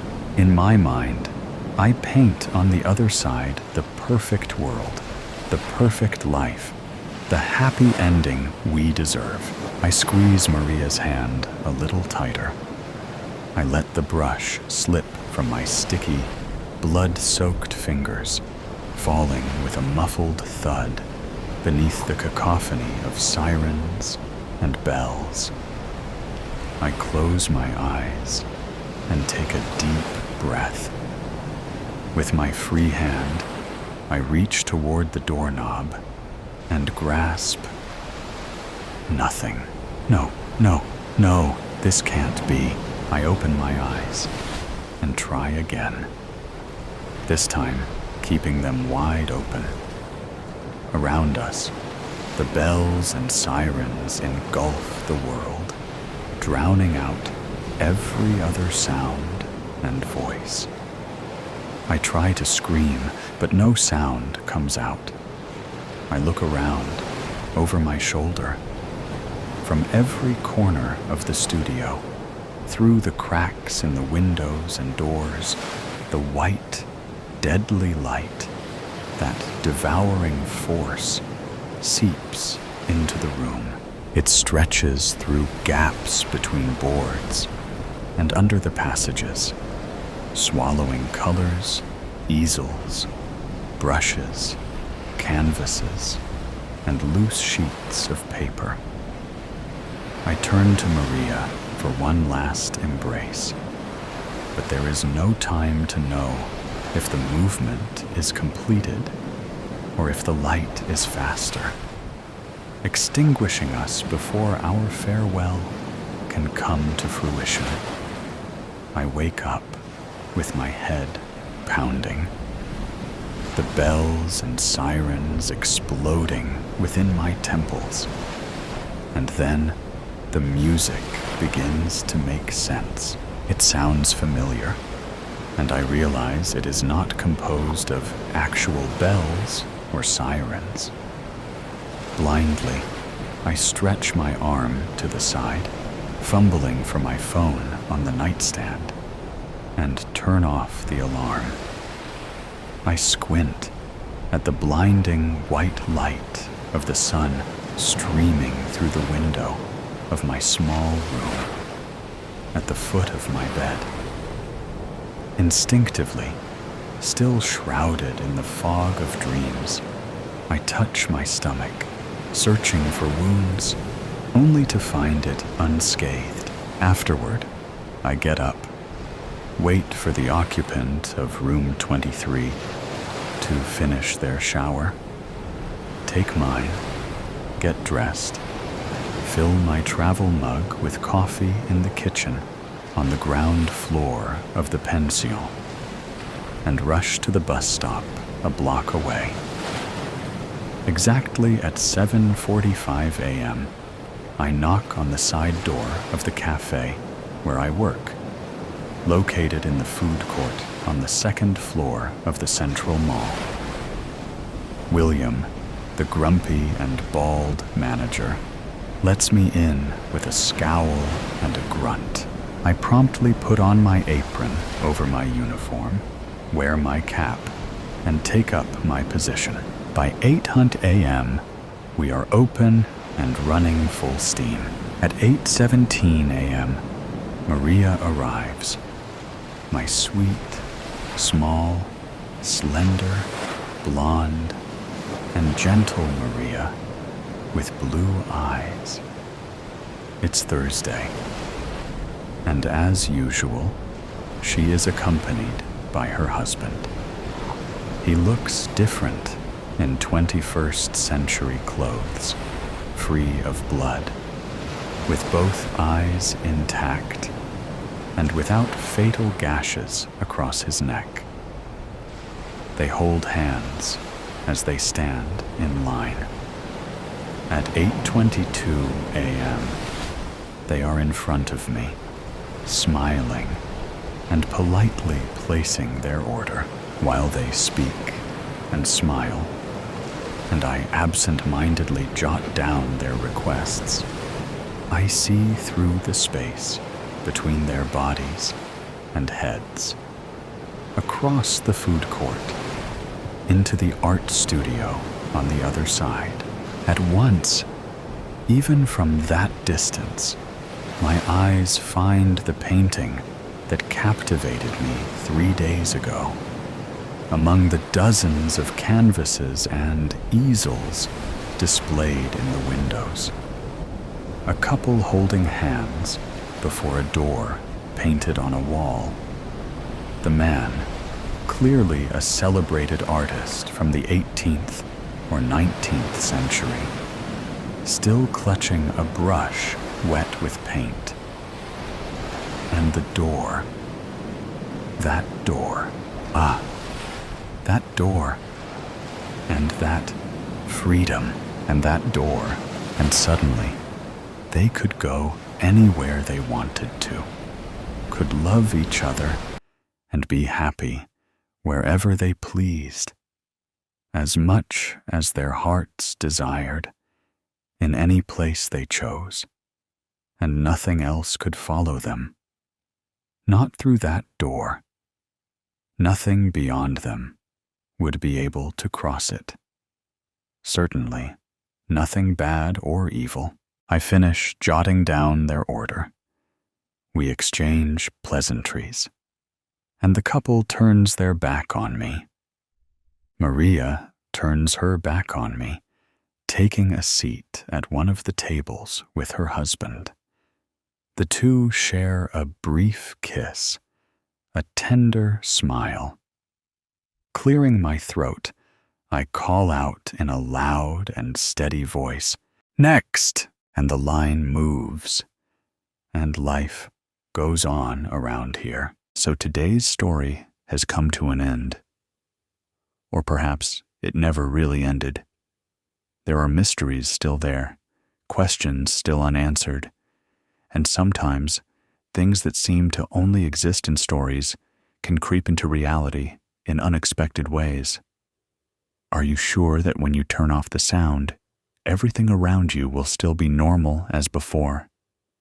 Or is there something watching you?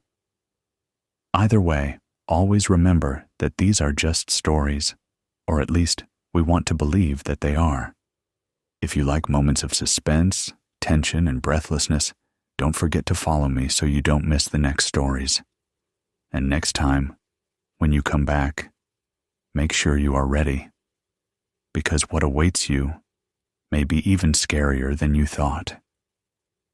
See you again if you still have the courage to continue listening.